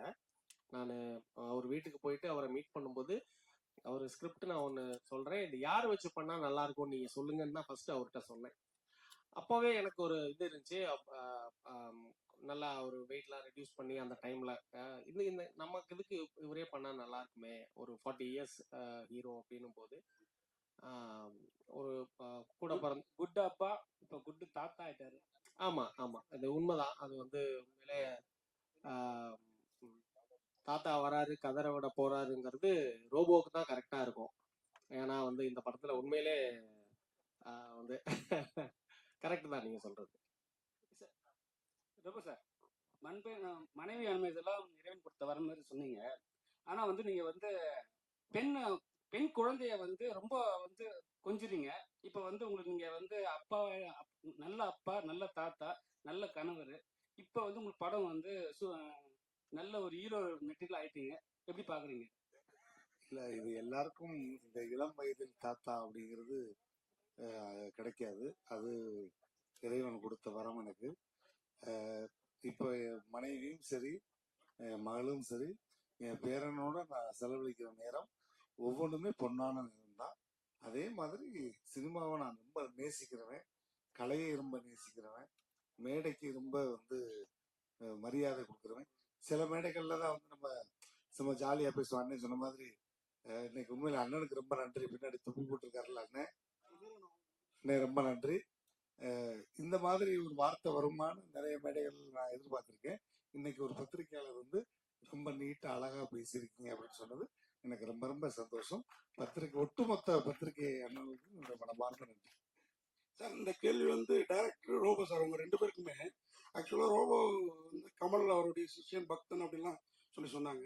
கமல் சார் என்ன பண்ணுவாருன்னா, அவருக்கு ஈக்குவலா அவருக்கு சவாலா இருக்கிற நடிகர்களை படத்துல போட்டு அவங்களோட வேலை பார்ப்பாரு. அதுல அவரும் ஒரு இதை காமிப்பாரு. கூட நடிக்கிறவங்களும் பெரிய லெவல்ல நடிச்சு கொடுப்பாங்க.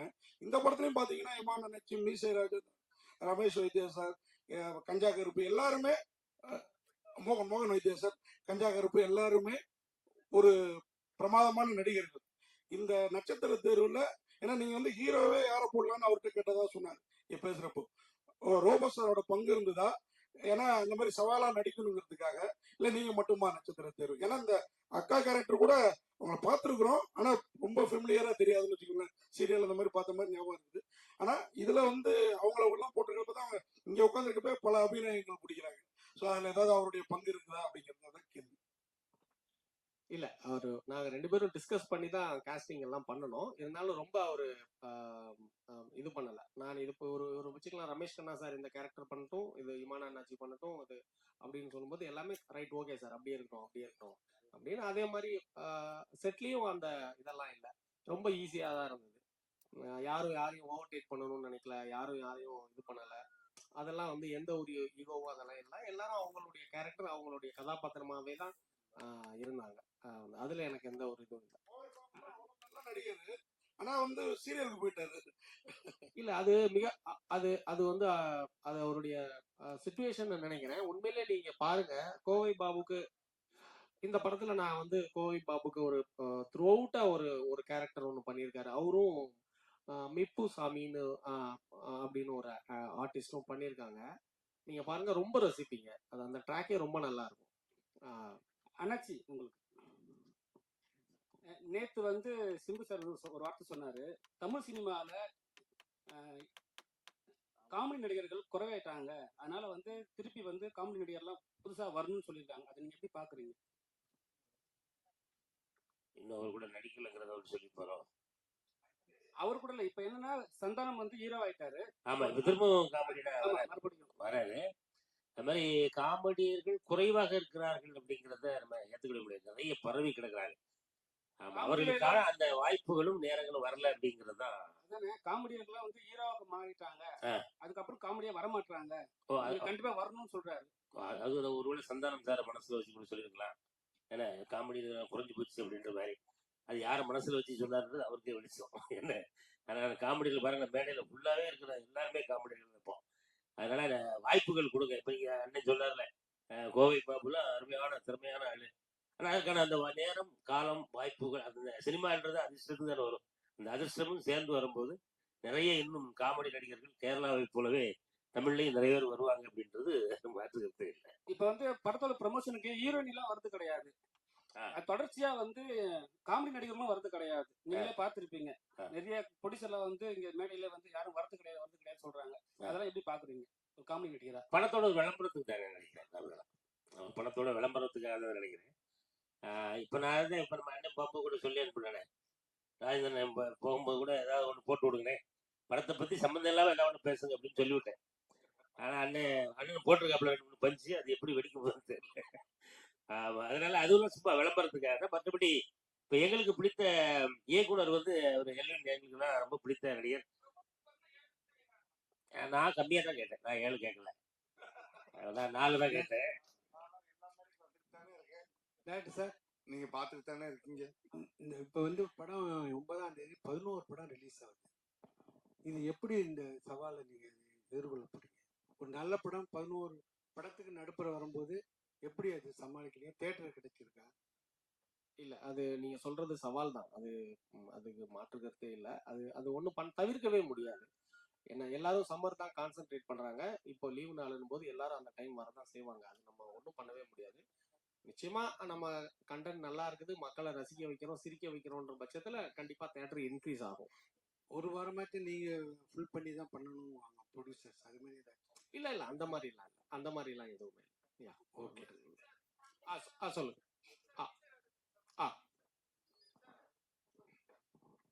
சொல்லுங்க சார்.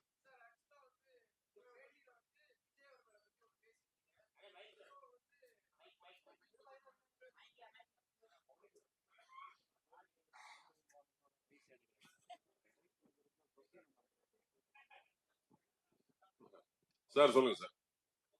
மைக் வந்துச்சா? ஓகே. ஹலோ சார் ஆல்ரெடி வந்து ஒரு பேட்டியில வந்து விஜய் அவர்களை பத்தி பேசியிருந்தீங்க. இப்ப என்னடானா படத்துல ஒரு விஷயம் ஒண்ணு பேசணுன்றதுக்காக அவர் வந்து ஜனநாயகன் நடிக்கிறாரு, நான் வந்து மக்கள் நாயகன் அப்படின்னு நடிக்கிறேன் அப்படின்னு சொல்றீங்க. அப்படி விஜய் அவர்களை நீங்க எப்படி பாக்குறீங்க? இல்ல அவருக்கு ஏதாவது போட்டியா வரணுமா? இல்ல சார் அவருக்கு போட்டியாலாம் நான்லாம் வர முடியுமா சார்? அவரை பத்தி பேசினாதான் அப்படிலாம் கிடையாது சார். அதெல்லாம் இல்ல, ஏன்னா ஆல்ரெடி அவரை பத்தி பேசியே நிறைய பேர் பெரிய ஆள் ஆயிட்டு இருக்காங்க. அப்படிலாம் கிடையாது சார். அந்த மாதிரி நான் ஆல்ரெடி பெரிய ஆள் தான் சார். 6 அடி 3 சென்டிமீட்டர் இருக்கேன் சார். 106 கிலோ இருக்கேன் சார். நான் ஆல்ரெடி அவரோட வெயிட், அவரோட ஹைட் சார்.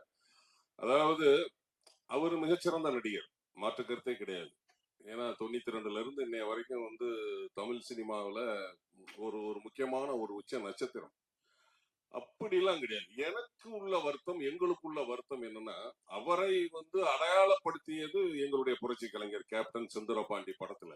அதாவது 100வது படம் கேப்டன் பிரபாகரன், அவருடைய 101 102வது படமா செந்தூரபாண்டி.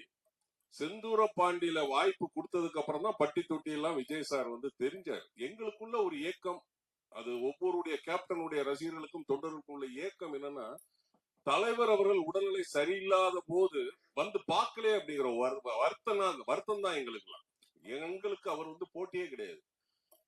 கேப்டன் அவர்களை வந்து உடல்நிலை சரியில்லாத போது அவர் வந்து பார்த்திருக்கணும்.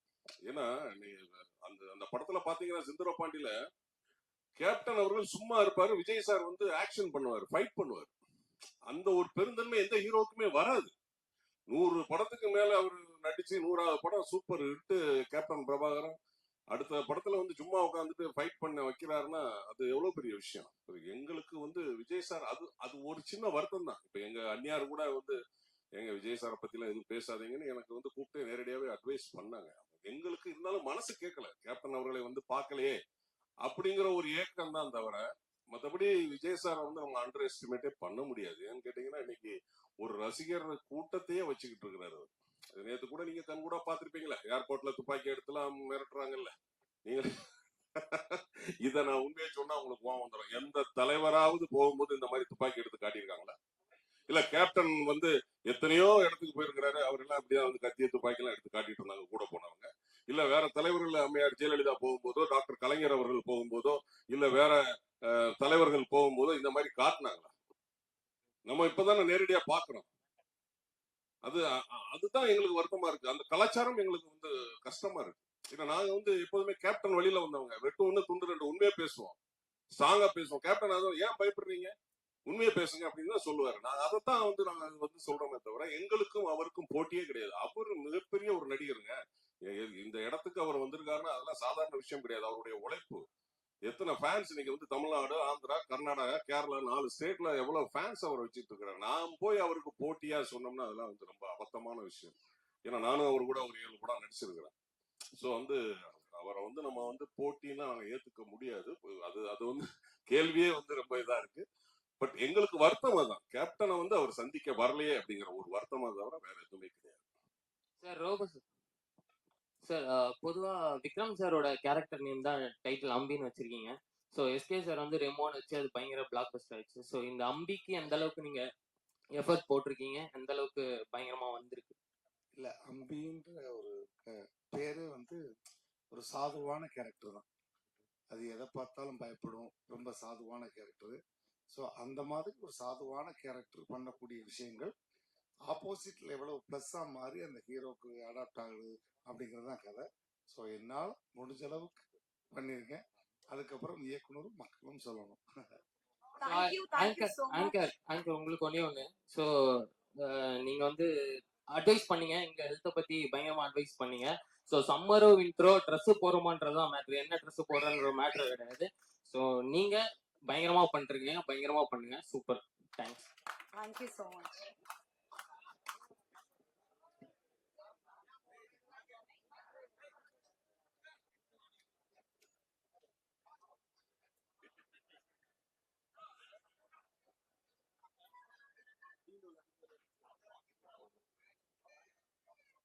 முன்னாடி photos. முன்னாடி இருக்கிறவங்க ஃபர்ஸ்ட் போட்டோஸ் எடுத்துட்டோம். அப்புறம் நான் உடனே சொல்றேன். 22 படங்கள் பண்ணியிருக்கேன் சார். 2020 தான் நடிக்க ஆரம்பிச்சேன். சைரன்ல ஜெயம் ரவி கூட நடிச்சிருக்கேன். ஸோ 150 படத்துக்கு மேல டப்பிங் பண்ணியிருக்கேன்.